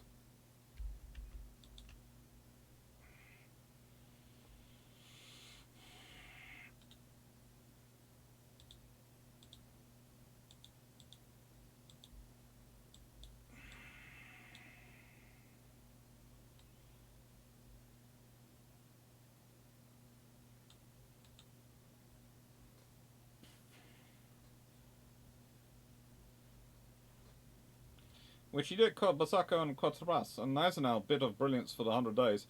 Keeping something short, some sort of order after Ligny. Well, yes.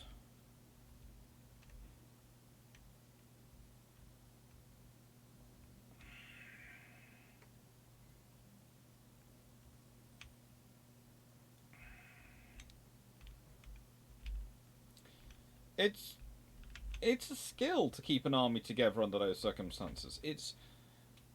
It requires a lot of skill and, to an extent, a lot of luck.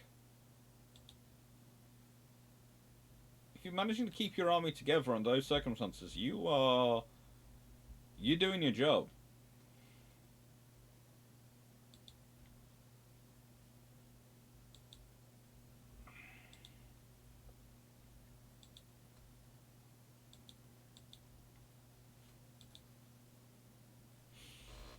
And that can't be forgotten, really. All the times Washington has to pull the Continental Army out of... Well, yeah. But that shows, again, Washington's real skill. That Washington could do that. If you can recognise there are problems coming and we need to pull out, you know the battle. You know what's going on. And that's a good thing. That's a skill.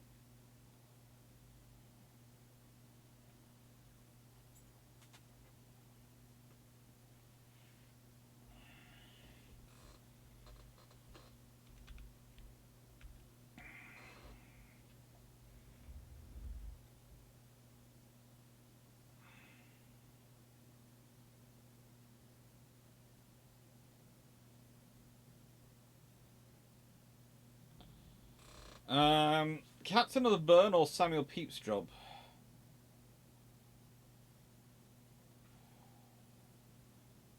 Pepys had a lot of fun. Let's be honest, being Pepys was a lot of fun. He was good at his job. It was hard work, but he was good. And he had a really cool life. And let's be honest, if your life is Samuel Pepys' life, you've not had a bad life in this world. Okay, he would have liked children. He was very keen on being a father, and he was never able to be, it seems he was never able to be a father. But, yeah. That's the only real thing about Pepys. The only thing you can say about him that he didn't accomplish in his life that you would always be sort of kind of keen on is being a dad.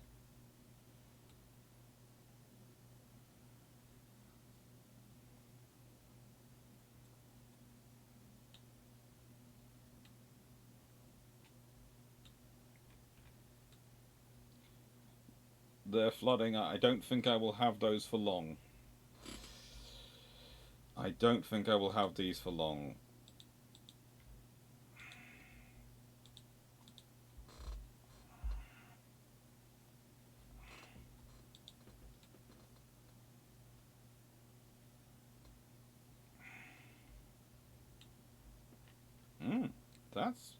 That's still working. That's good. That's not working. That's flooded. And that should be flooded. Are we all not in agreement that that's probably underwater? Or how is that not underwater? It is now. It should be. It should be logging itself as flooded, but it's not. Oh, no. There's a drought. Well, that might take the water away just enough. I don't think it's going to come in time, though.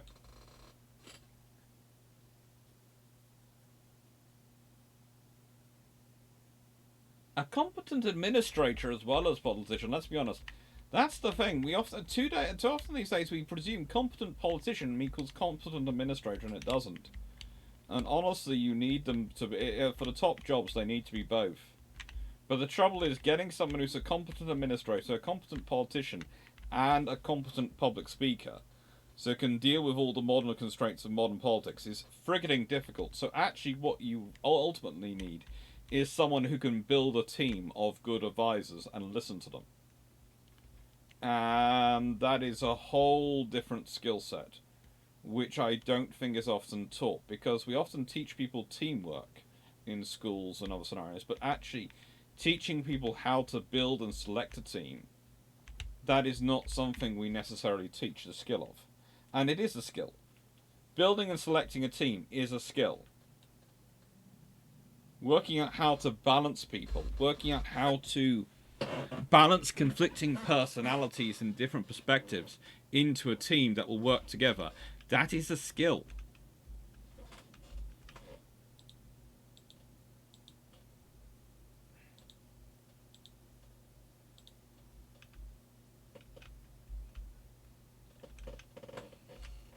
And we forget that at our peril, really. We really do.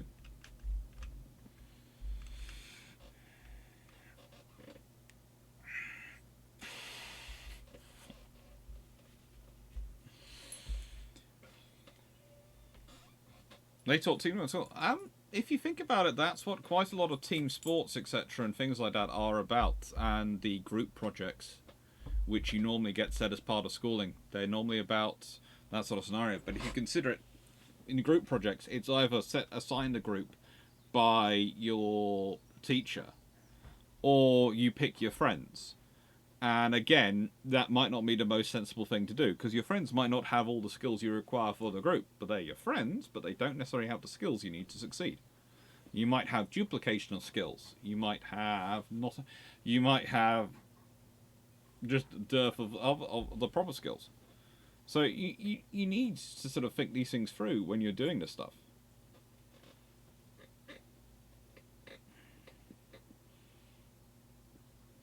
Yes, the doggo is always in my team. The doggo is always in my team. Both doggos are always in their papa's team. It's the point I make, you know, in the nicest way. I'm outnumbered in humans in this house, but I have two doggos. It's how I balance it.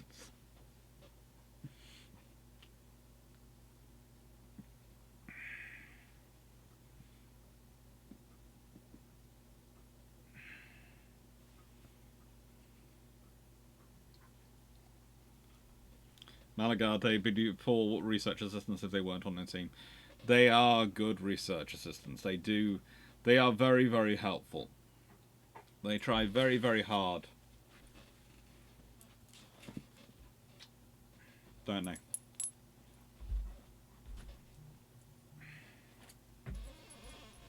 For only a single biscuit every, 5 to 10 minutes.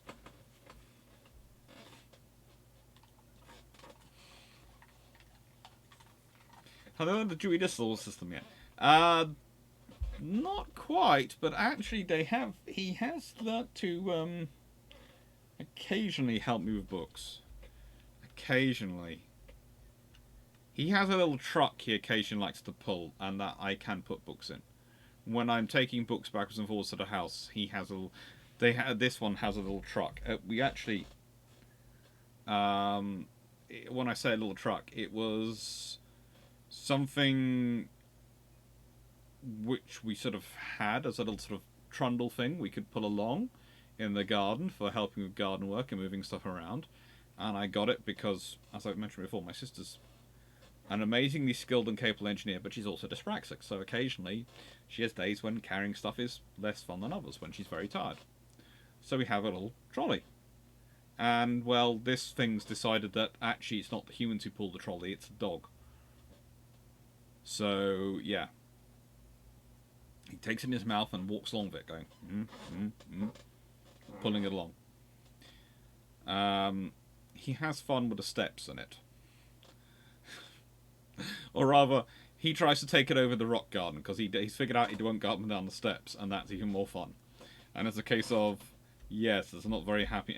We have to be careful to be watching him in that scenario, because he thinks it's fun.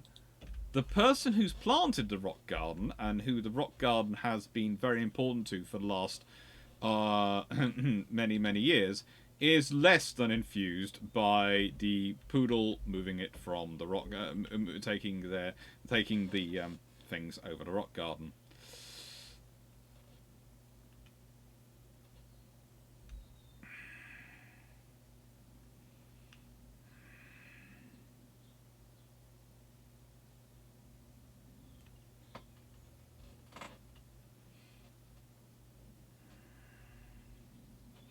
Corgi more of a missile dog.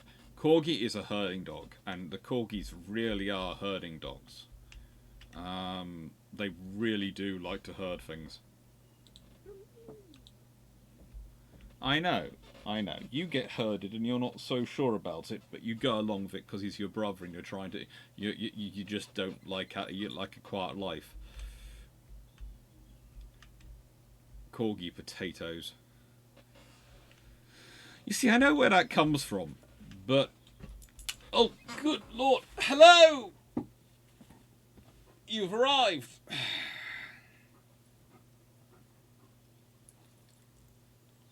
You're talking about the corgi and I am here. I, the poodle, am here. Yeah.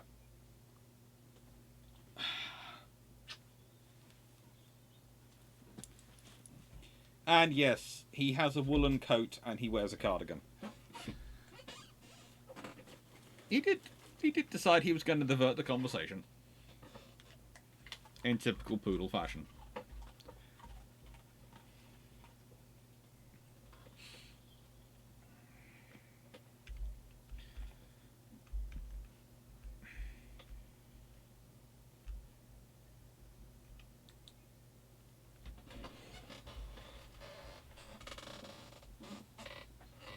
Yeah. Poodles do have big feet. I was once talking to someone who said, "Oh, poodles are such small, dainty dogs," and I was going, "You haven't met my poodle, have you? You just haven't met my poodle." Words that tell me you have never met my poodle. Poodles are such small, dainty dogs. Oh, you poor, poor child. You poor, sweet summer child, you. Hey! Thank you. Hello, Dashlone. Thank you for following the channel.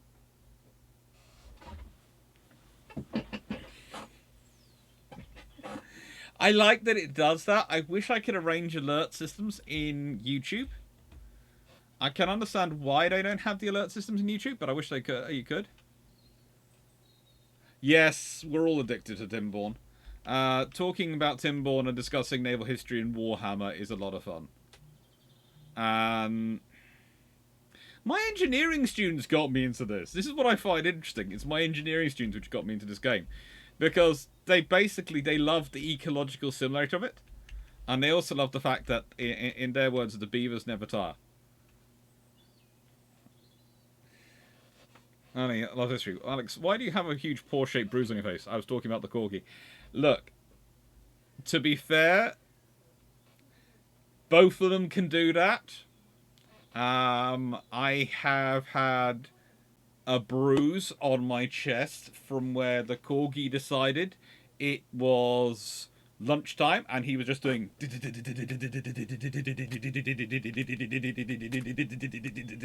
on my chest for a good. I was going, I want to get up and feed you, but and he's going, feed me, it's feeding time.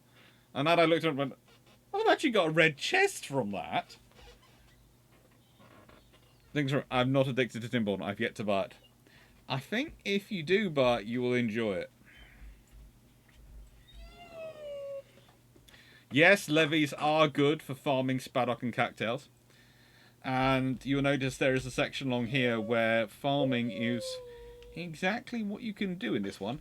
Building your own maps can be kind of intriguing because they can give you a lot of interesting fun. You bought UEAD, yes. Ultimate Admiral's Dreadnought. That's another fun one. That is one, of course, which I play on Fridays. And of course, Empire Total War tomorrow. And then once we finish the Empire Total War game, it's going to be Rome Total War. And once I get Steam Deck sorted out, and I get Stronghold sorted out, then I'm going to do some Stronghold games as well. I like it. It's a bit strange. Yes, you can build the ultimate Bismarck. Oh, hello. Hello. You will be sleepy tomorrow after doing a 12-hour night shift. We'd all be sleepy tomorrow after doing a 12-hour night shift.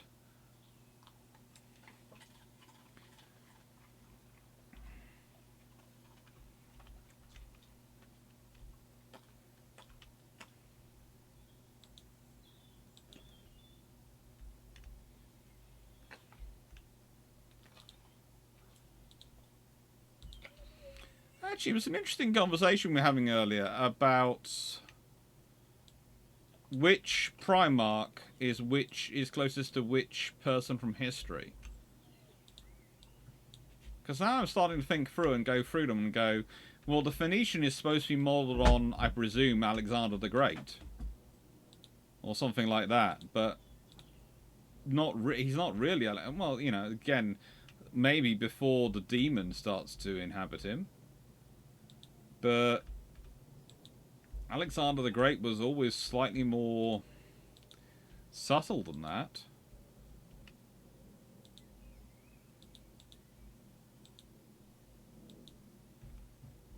You're playing Warhammer 3 at the moment. Cool. This is a custom map, Dashline. This is a map I've built myself. Hence, in the first part of the video, I'm not sure if you can go back in time to the beginning of the video. I was showing everyone around it and talking and explaining it through and what I'd done with it.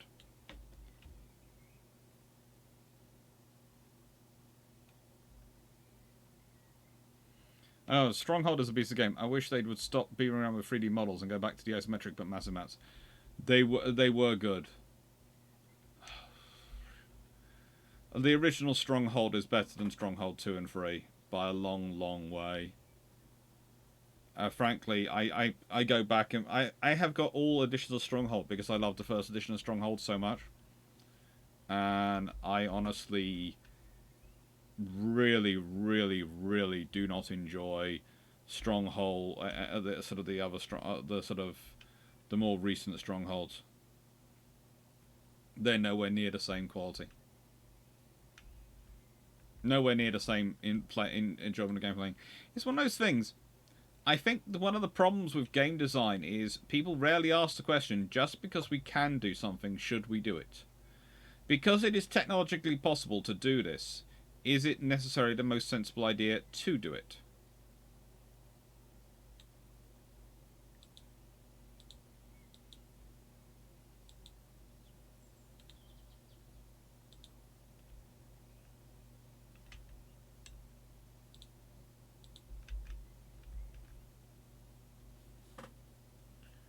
And I think that is a sincere problem they have.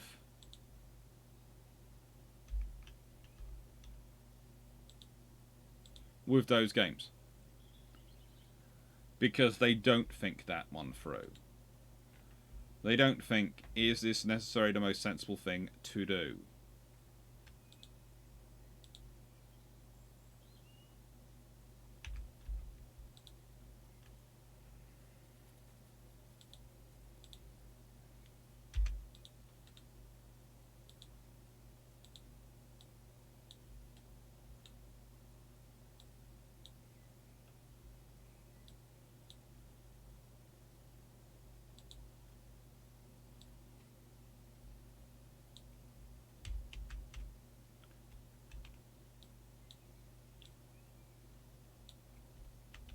And that is definitely on the games manufacturers.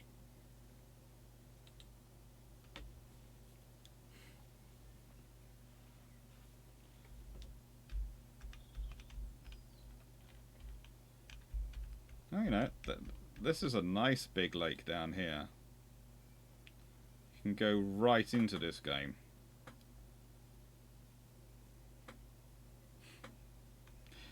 It was always good, though, when the tunnelers would start making their jokes, because the Welsh tunnelers, oh, they were so fun in Stronghold. They are so fun. They are.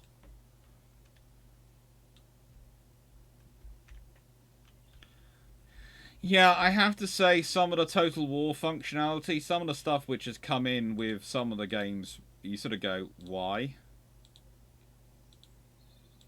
You know, my favourite example currently looking at is looking at the current generation is going, why exactly did you feel the need to do this?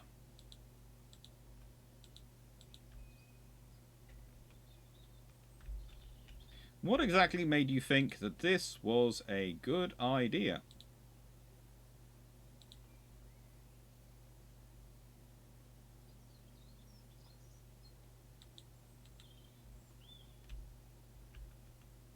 They often think things are good ideas, and I am not sure they actually understand what a good idea is.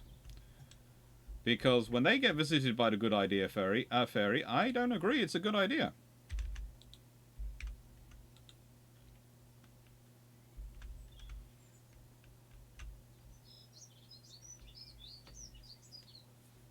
Total War Rome is gorgeous, and as I've said before, that's the after the Empire Total War games are finished, and we've managed to decide work out what the final result has been, whether or not I've won that or whether I've lost it playing as Britain.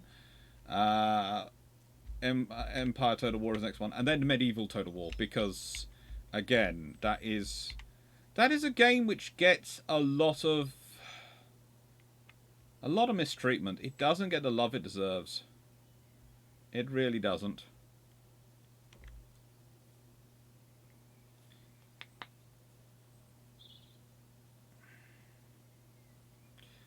Dr. Carlson 14. Dr. What 40k power do you think is the best infrastructure to win, and what has the worst infrastructure? Infrastructure. Well, the Necrons theoretically have excellent infrastructure, but it's all decaying and destroying itself, and that's a problem. And they're not maintaining it. The Imperial pretty much have theoretically have the vast quantities of infrastructure, but again, most of it's not being upgraded. This is one of the interesting things I find about the Primaris project, etc., and all of that, is that honestly, someone could have been, and I say this in the nicest way, someone could have been and should have been working on improving all those things at the base point anyway. I'm not talking even about mucking around with the with the actual gene seed and all the other stuff that Crawl did. I'm talking about actually improving and producing better tanks, producing better, equipment, better armor, all these things should have been things that were being worked on anyway. The fact that people weren't working on them is a massive problem. The Tau have interesting infrastructure, but again, the Tau have their own interesting problems there. You need to learn out more about the people who seem to run the Tau race, because they seem to be a very interesting body of personnel. It's an interesting question. It's an interesting question to put. It certainly is something which is interesting to think through.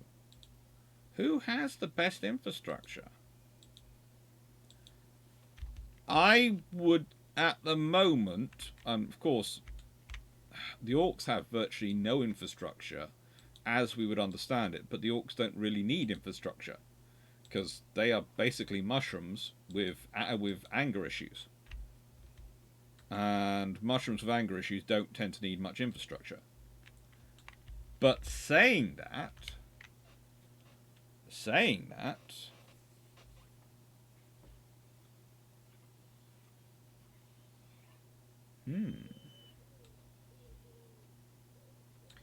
that's an interesting discussion point.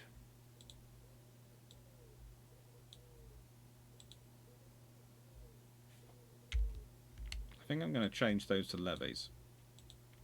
And I've got a reason for that.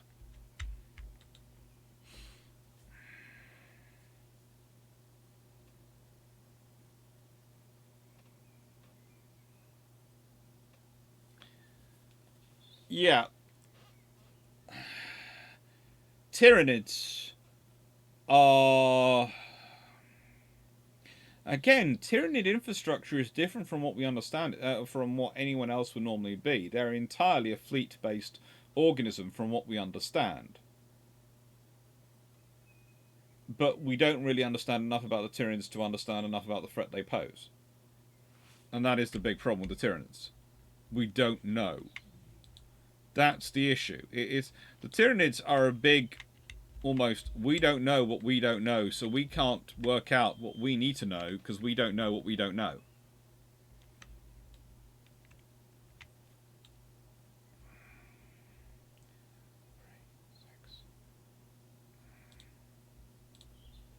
So, just doing some mental maths, or rather, actually physical maths.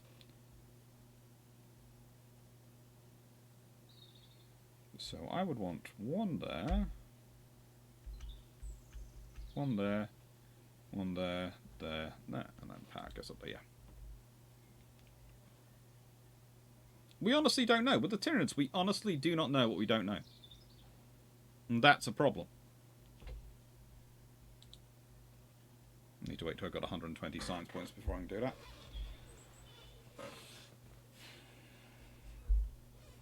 As you can see, though, I have got 16... vacancies at the moment, but I've got 24 free beds and I've got 5 children coming up, so no, I'm not doing anywhere.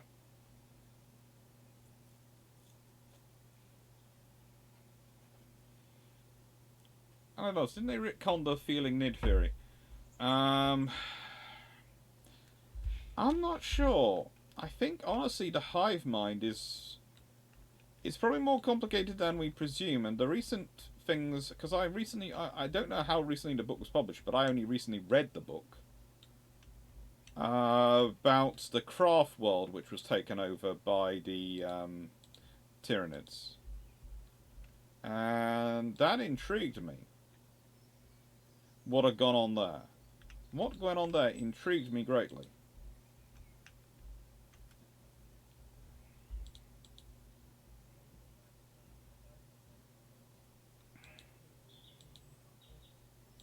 No goods in stock. No goods in stock. No goods in stock. That's still got some in stock. That's got some in stock. That's got goods in stock, so I can't destroy that yet.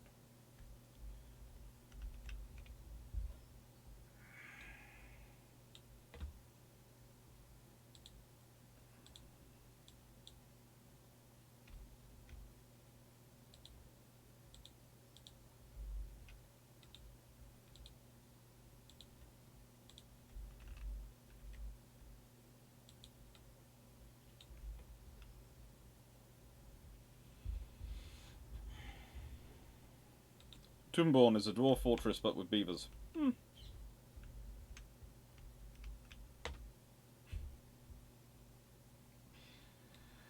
I have to say, that is one thing I do like about Timberborne game developers. They have been pragmatic about what these beavers can do, what is part of them, what they're for. You know. I've seen a new 40k video of Space Marines fighting nids. Possibly, possibly not. Honestly, I'm terrible at keeping up with the 40k videos. I tend to do things like wait for Wolflord Rowe. That's one of the people I tend to follow, and there's a couple of others that I follow on YouTube as my main sort of update source on things for that are Warhammer related. And I know I'm doing a Warhammer Fleet video at some point this year, so that's going to be interesting, doing a Warhammer Fleet video. I think that comes out in June. I think that's one of the videos I've got marked down. I've got to write this month and get ready and record all in sort of April and May, because I'm going to record all of June's videos in April and May before I go away. If Garrus is watching, we are crossing fingers. We are planning everything on being successful. Ah, yes, Battlefleet Gothic.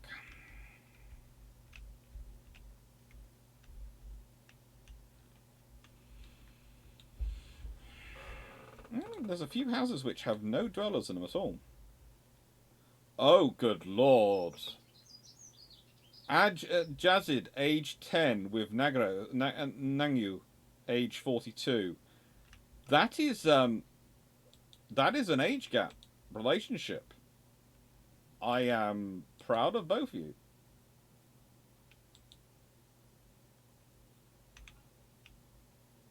There is a little kiddie going on there. They're the same age, so they're obviously high school. So these two are my high school sweethearts. These two, yeah, not far apart. Less of an age gap going on. Oh, good lord, that's an age gap as well. Living on your own? Out on your own, Vilza? Okay. And you're pumping logs.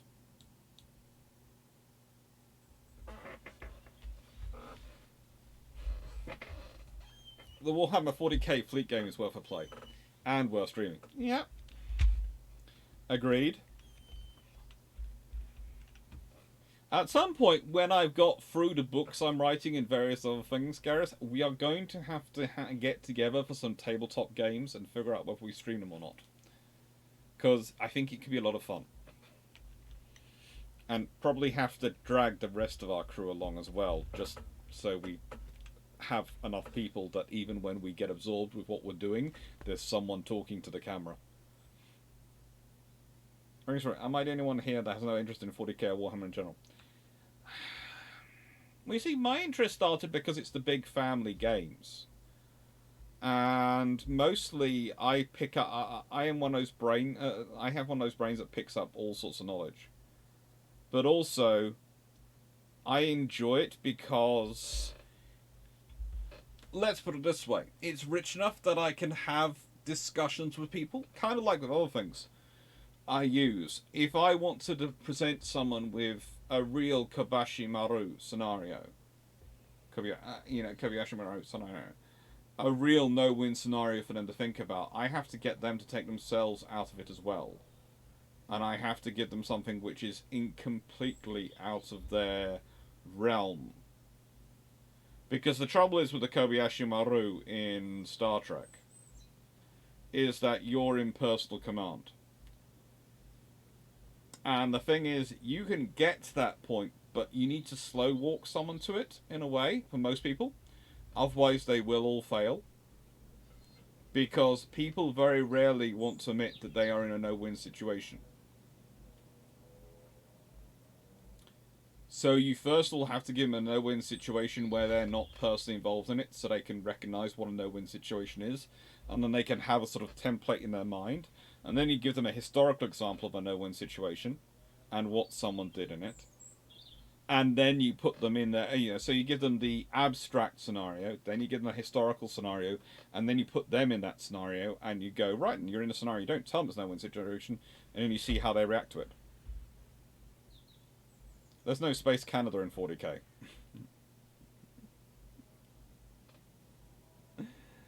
Hmm.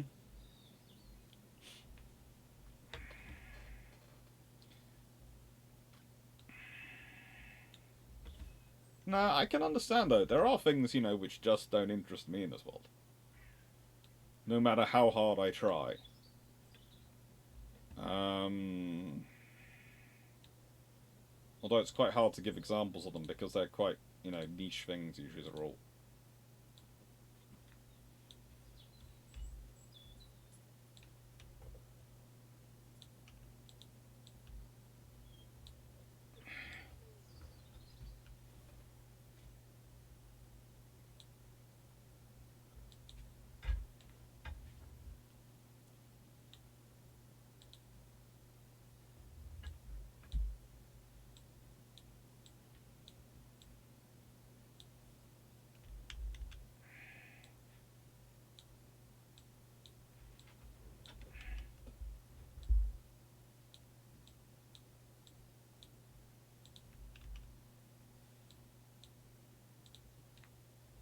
Mm-hmm. And I think I will build this up. Because if I can put another one here,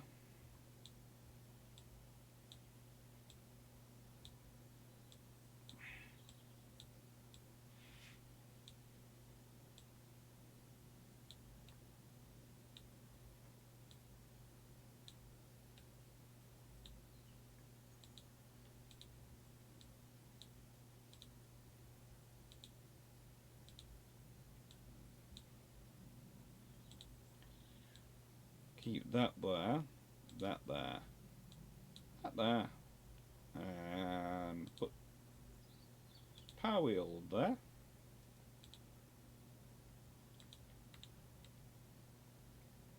Then I have a nice long line of power supplies.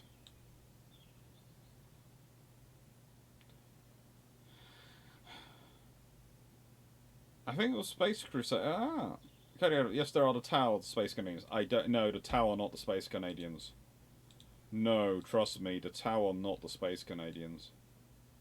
And Gareth Britt, I haven't played. I must admit, I think it was Space Crusade. That means I haven't affected 40k. I haven't played in years. It used to be have a Templar army, Yeah, my army is currently Templar. I'm changing it over to Space Wolves because, as I've said, my family has big family events and big family games, and that's why we get into it as much as we do because of those family games.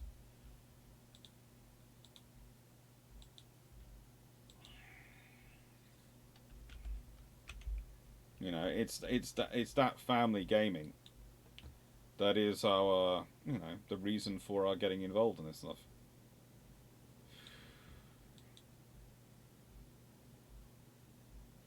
Die in 3 days.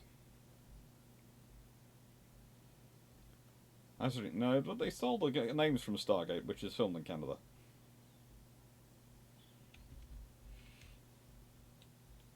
The joy of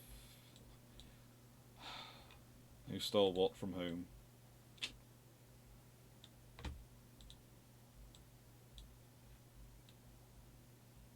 Right on. So, we've got a 4x4, and that's a 5x5. So I think we'll make these 6x6, because that's going to be more useful for me in terms of growing stuff. 2, 4, 5, 6, yeah.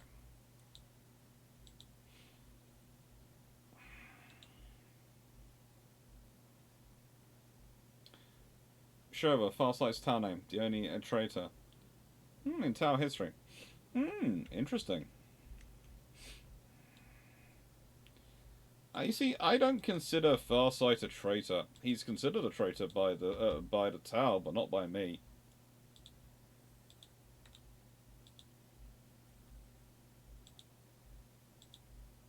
He's just managed to reach a point where he's realised, hang on, who are we being manipulated by here?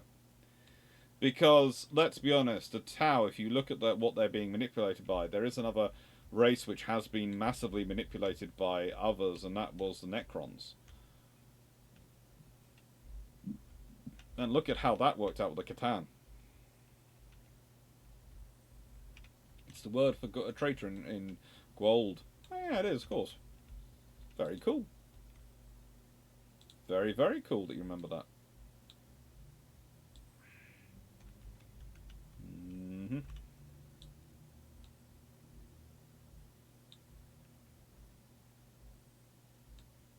Basically, I want this all important to build, but I also, this is going to sound strange, don't want this being too high emphasis that I build it over other things. So I've made it all build. When you haven't got any priority builds, go build that. But yes, scenario.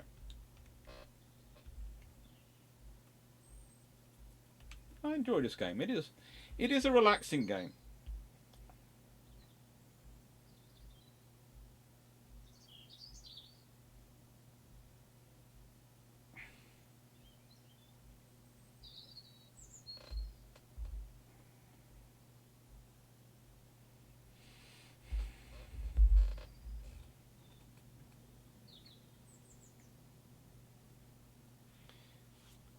That'd be interesting if it did turn out the tower being ruled by a race of symbionts or something like that. Although that would be probably nicking far too much from the Gold.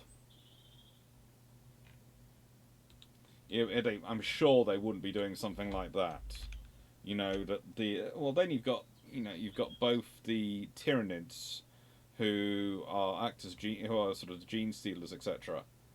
And you also have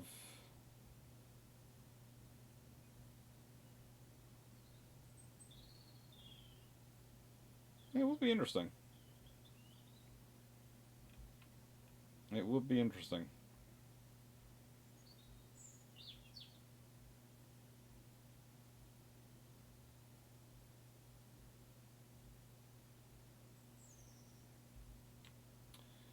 Although I had to admit, the story, reading the Craftwell book recently, the one that about about them and how they've been taken over by the Tyranids.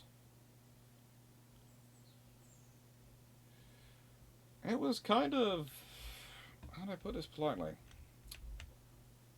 It was intriguing. Although I have noticed lately that there have been more Tyranid armies appearing amongst some of my friends. Everyone now seems to have a small Tyranid collection going on somewhere. So I wonder if there is sort of a hive takeover going on without us realising, thanks to the Tyranids. Perhaps that's how the Tyranids actually take over planets, through Warhammer 40k. Think about that.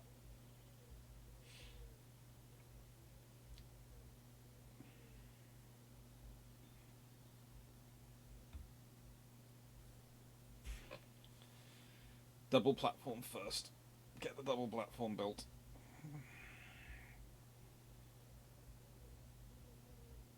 I've got 11 children growing up, and I have got 13 odd jobs ready to go. It's going to be a lot less than 13 jobs very shortly.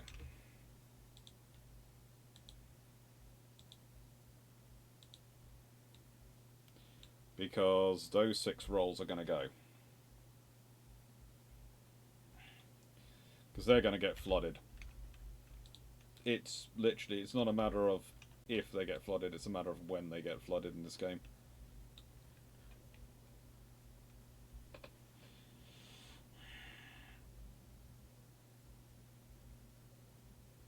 The Krieg are an amazing clones born with a crushing need to redeem themselves for something they never did, and it's so powerful it overrides their self-preservation instinct for something that no one else cares about. Hmm.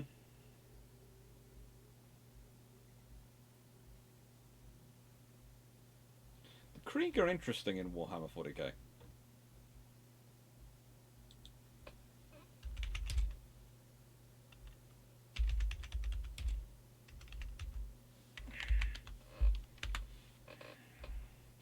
They're good troops.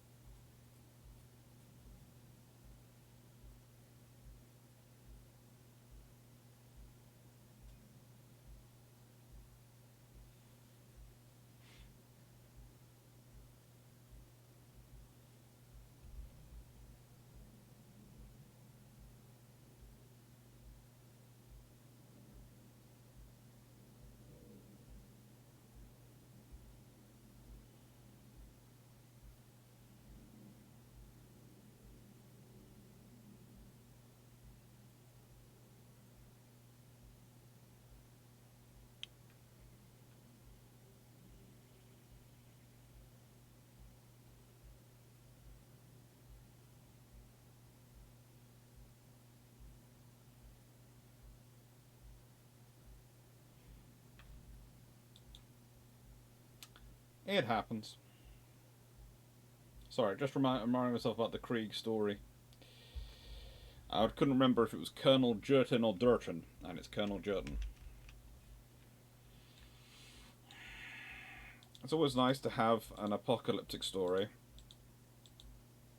No, goes in stock, goes in stock. Oh, they're gotchas.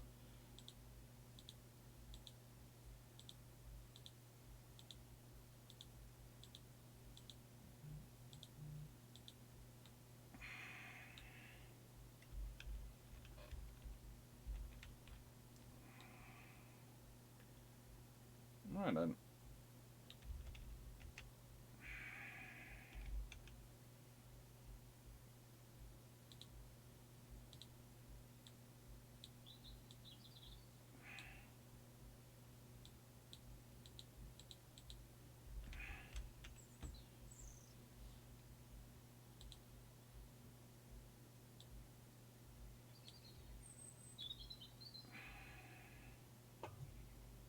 Hmm.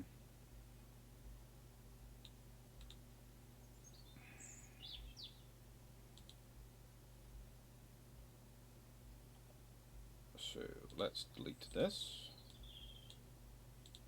Delete that.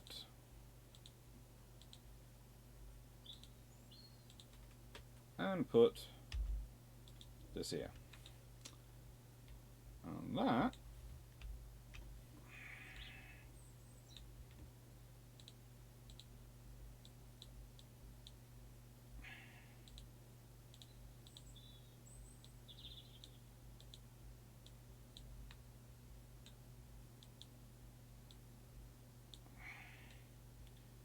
should, he says, should.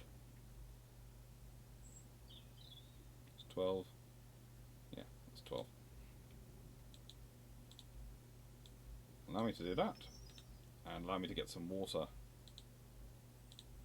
from down there.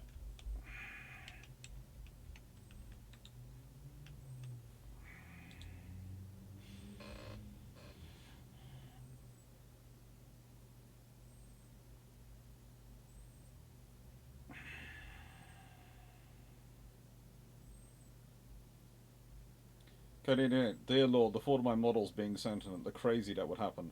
Mm-hmm. My house would regularly descend into battles for the kitchen. It could be quite fun.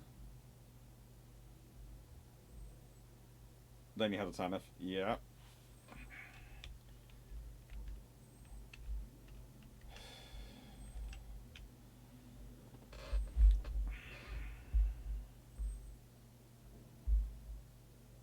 I also love the fact that how the Imperium is always considered so xenophobic, and yet there are so many races and agreements going out there which are quite clearly, if they were, would not have been enacted. And it's a case of, yeah, they are xenophobic on paper, because in theory they are, but in practice, they are far more pragmatic than that.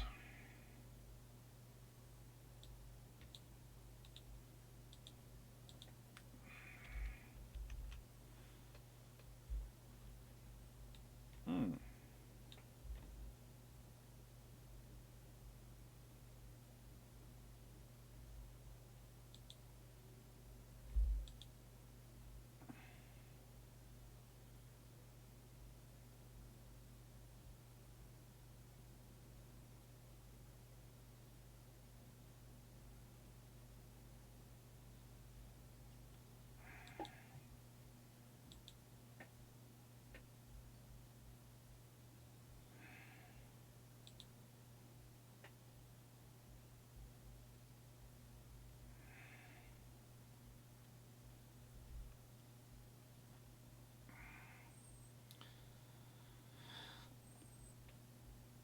Mine, Garsman falling. Mine would have a high bloodbath because Chaos, Dead God, Elder, Sisters, and Custodes. Oh, good lord.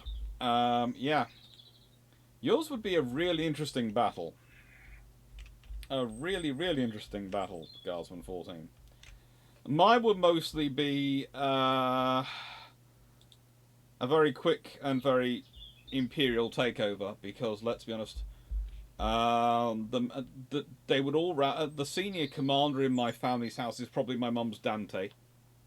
Because let's be honest, no one's going to outrank the steward. So Dante probably would take charge. My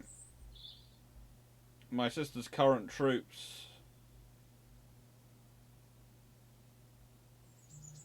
Well, she currently has Templars, and I have one Templars, a set of Templars currently at the moment. So we'd have two sets of Templars, and we'd have a load of Blood Angels under the command of Dante.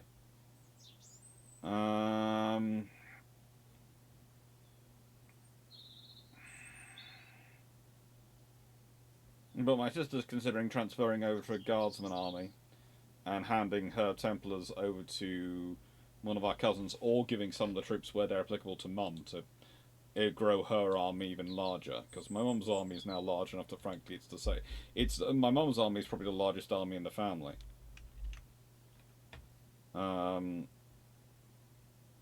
Which is always fun when you say, because the amount of people go, "Your mum's army is the largest army in the family." Yep.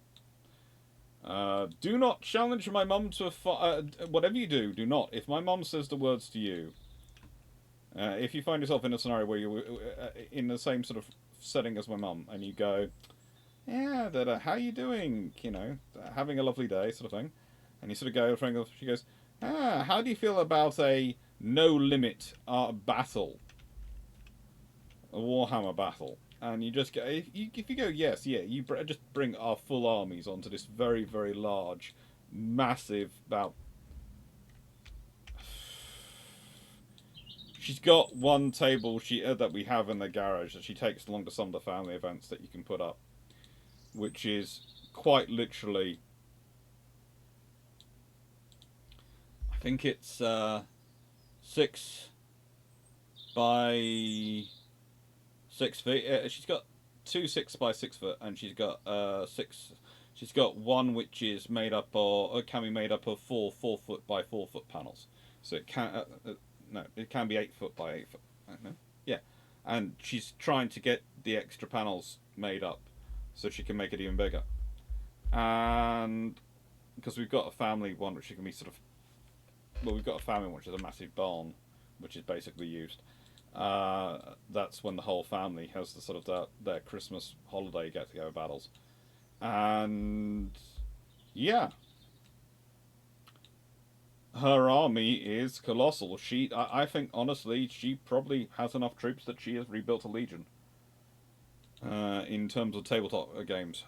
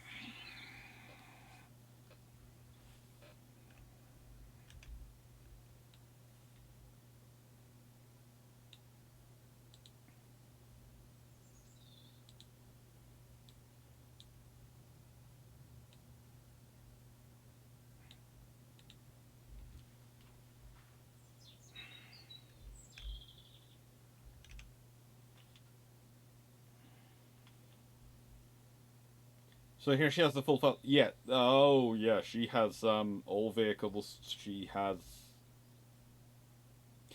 Let's put it this way. Um, a full chapter. My mum passed the chapter level a while ago with her Red Angels, her Blood Agents. She can deploy a chapter in various forms. She can customize her chapter. So I I think she's got about half a chapter's worth of Terminators if she wants to.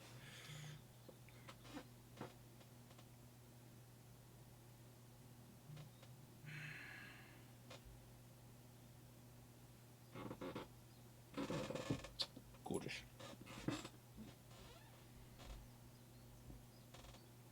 My mum has spent a lot of time. Yeah, you have to remember that whenever we were sort of building models or taking part in modelling club at school or any of the various things we did, and my mum used to always be the mum who would volunteer to come along. She'd be working on her models rather than just sort of wandering around watching everyone. She'd work on her models and that was how she did it. She didn't do the whole sort of I'm going to sit here watching you thing. She did the whole, that's cute. I'm going to work on my own model. And that's what sort of that's how she approached it. And as a result, my mum built her massive army.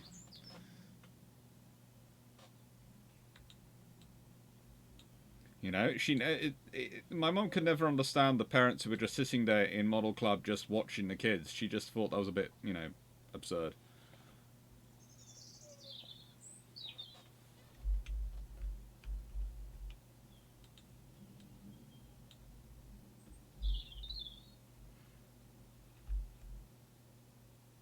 I know that's gross. What? Winding up the poodle by kissing at him. Hello, you're cute. I often kiss him on the fluff. Not on the mouth, but on the fluff.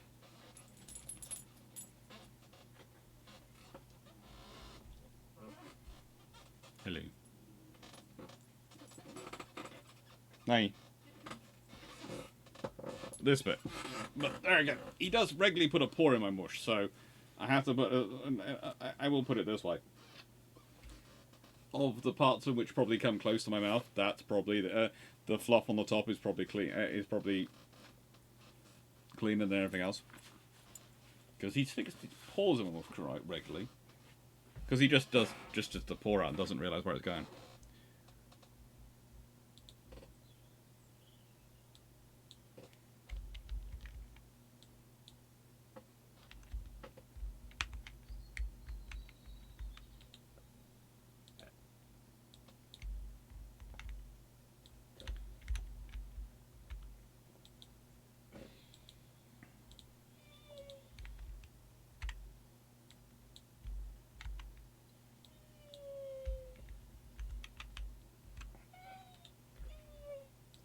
Mm-hmm.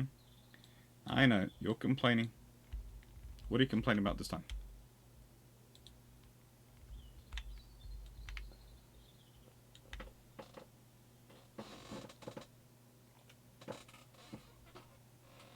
No, half a chapter's worth of Terminators is gross.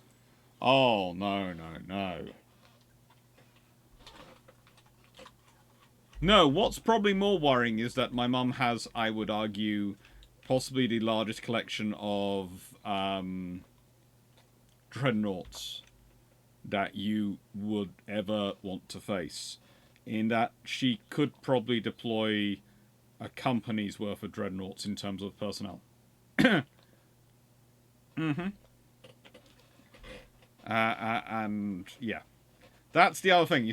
You would be dealing with half a chapter's worth of Terminators, and a company's worth of dreadnoughts, and then probably the rest of her chapter formation will be made up of everything else she could get her hands on. But if a chapter actually had the strength that my mum has built up in her army, it would probably be equivalent to an old legion. I don't think she's quite got as many as that Polish gentleman who had built an old legion, but I wouldn't be surprised if she's not that far off.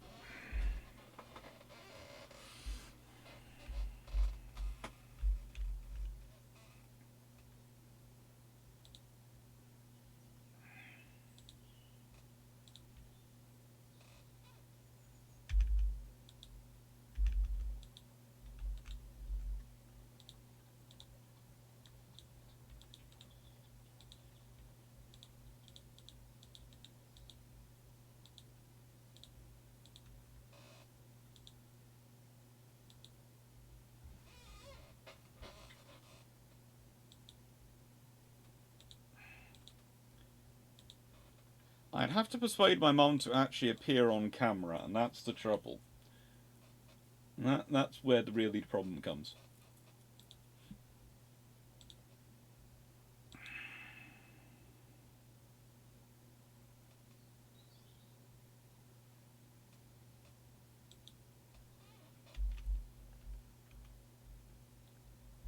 I still can't believe chapter is more than 1,000 now. Yeah. Well, let's be honest, Rabute was being pragmatic when he made that change. Or rather, tacitly, it didn't make that change, but has tacitly agreed de facto that, chapters like the Space Wolves, etc., will be ignored in terms of their strength.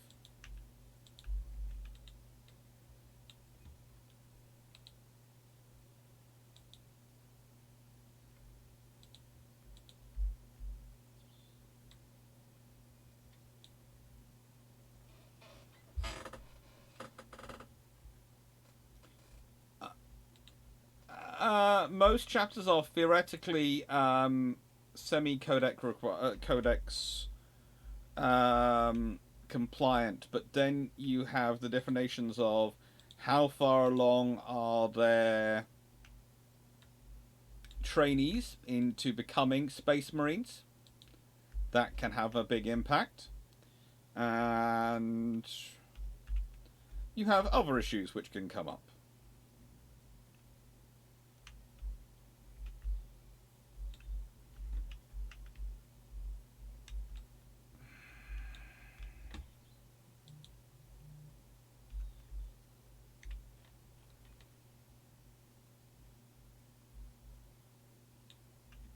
A lot of other issues which can come up.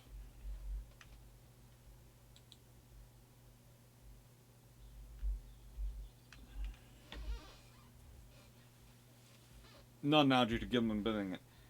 Yeah, but it takes time for them to how do I put this, adjust to being non-codex. Let's put it this way. You can be, we no longer are limited to 1,000. Great. But you still takes time for you to build up to that level. Ooh.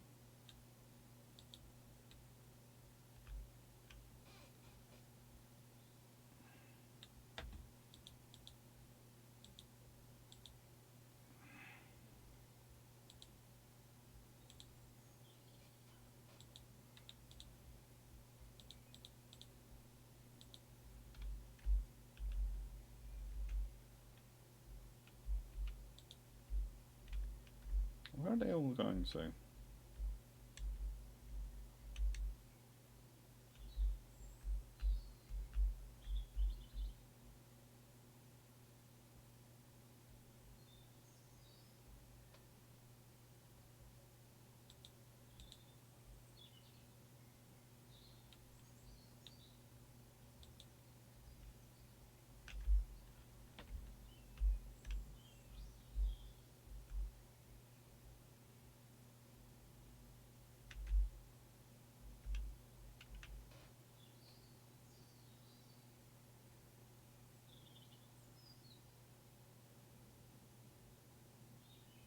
Yeah, but he didn't give each legion enough Primus initially, enough Primaris to take them out of the Codex. He restocked them up to full Codex requirement and then said, you know what, if you grow bigger, I'm not going to be annoyed with you.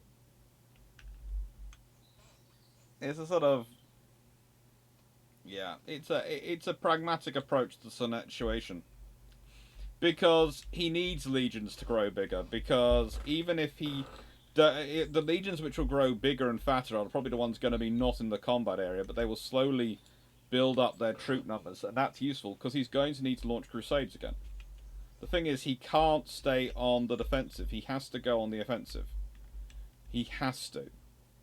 You cannot win a war and the kind of war he's fighting on the defensive, especially not when you're against the Abaddon, who's had the time he's had to put into all the schemes he's done.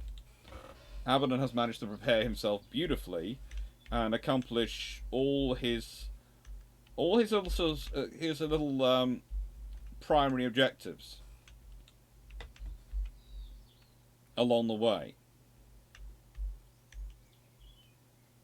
And that's the problem.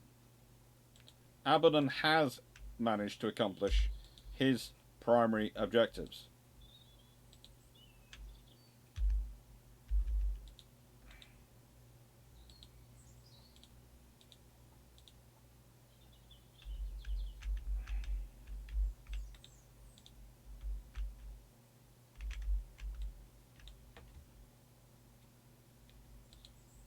Whereas others haven't. Need gears stored.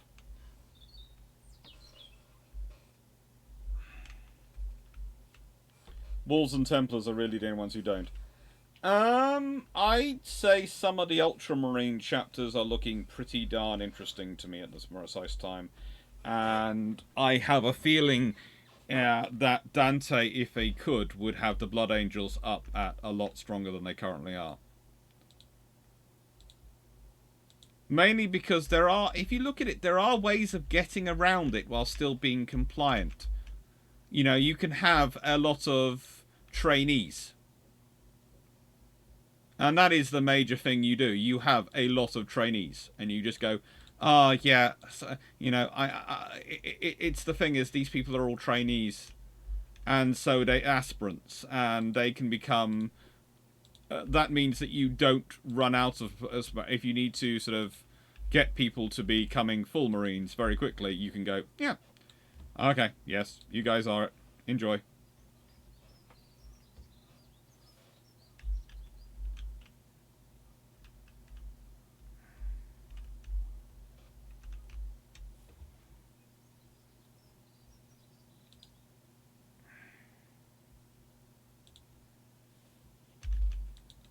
See, I do love that. That's the one thing I love about this game. You can't just go, oh, okay, I want to build the underground pile or something. You have to research the science. So you have to get the science up. Which means you need, for the science game, you need, early on, you need inventors. Then you need observatories to build up later. Why do you need observatories? Well, not because you're probably needing mass amount of science, but because you're going to be needing a lot of science to keep things like this all going. It's all this game is all about building things up. Logs, logs, planks.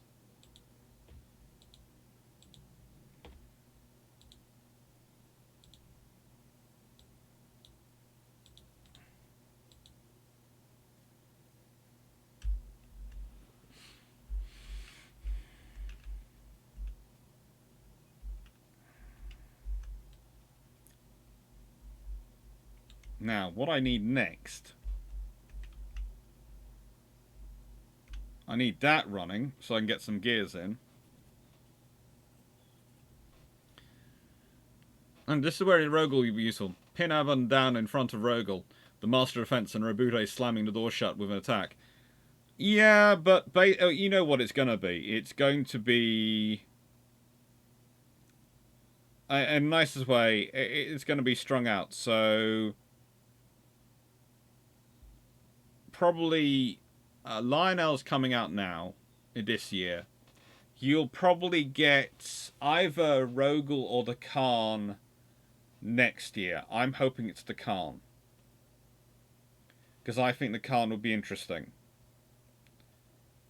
And then you'll get Rogel, and I think the scenario is going to be is that basically you have Gilliman trying to run everything as regent until maybe the Emperor returns, maybe the Emperor doesn't return, whatever form the Emperor takes on their return. And you have probably Lionel becoming Lord Commander of the armed forces and being the senior commander. And you have a Primarch going and assisting Dante and working in that area, and another one sort of acting as free range. I'm not sure which of the Primarchs I would send to work with Dante. I'd be tempted to send the Khan, because I have the feeling the Khan and Dante would work quite well together. And basically, one would again be... Dante would be pretty much taking on the Lord Commander role, and someone else would be taking on the sort of the regent role of running the admin.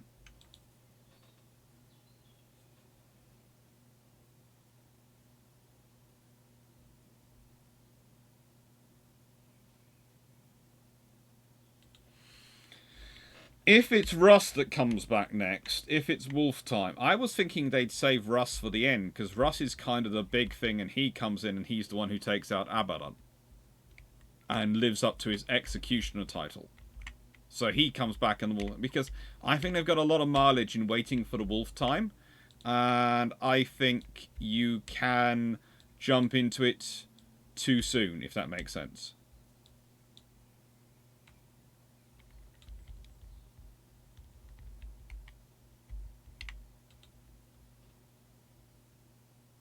But anyway, it's now 4 o'clock, and I have to go walk fluffy doggies. So I will save this. And I will say thank you very much for watching. And let's see, can I raid anyone? Is anyone I know around playing any games?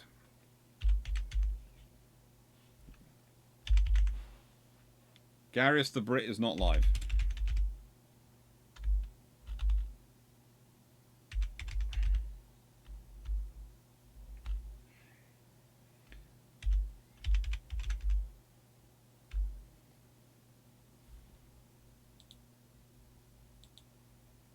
No channels I follow. I'm trying to look for anything to sort of raid and send people to, but I can't find anything decent. So, I'm going to apologise.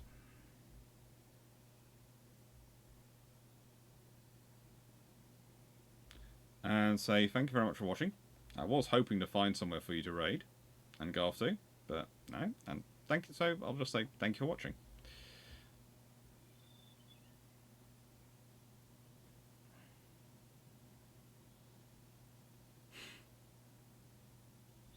Take care. Bye.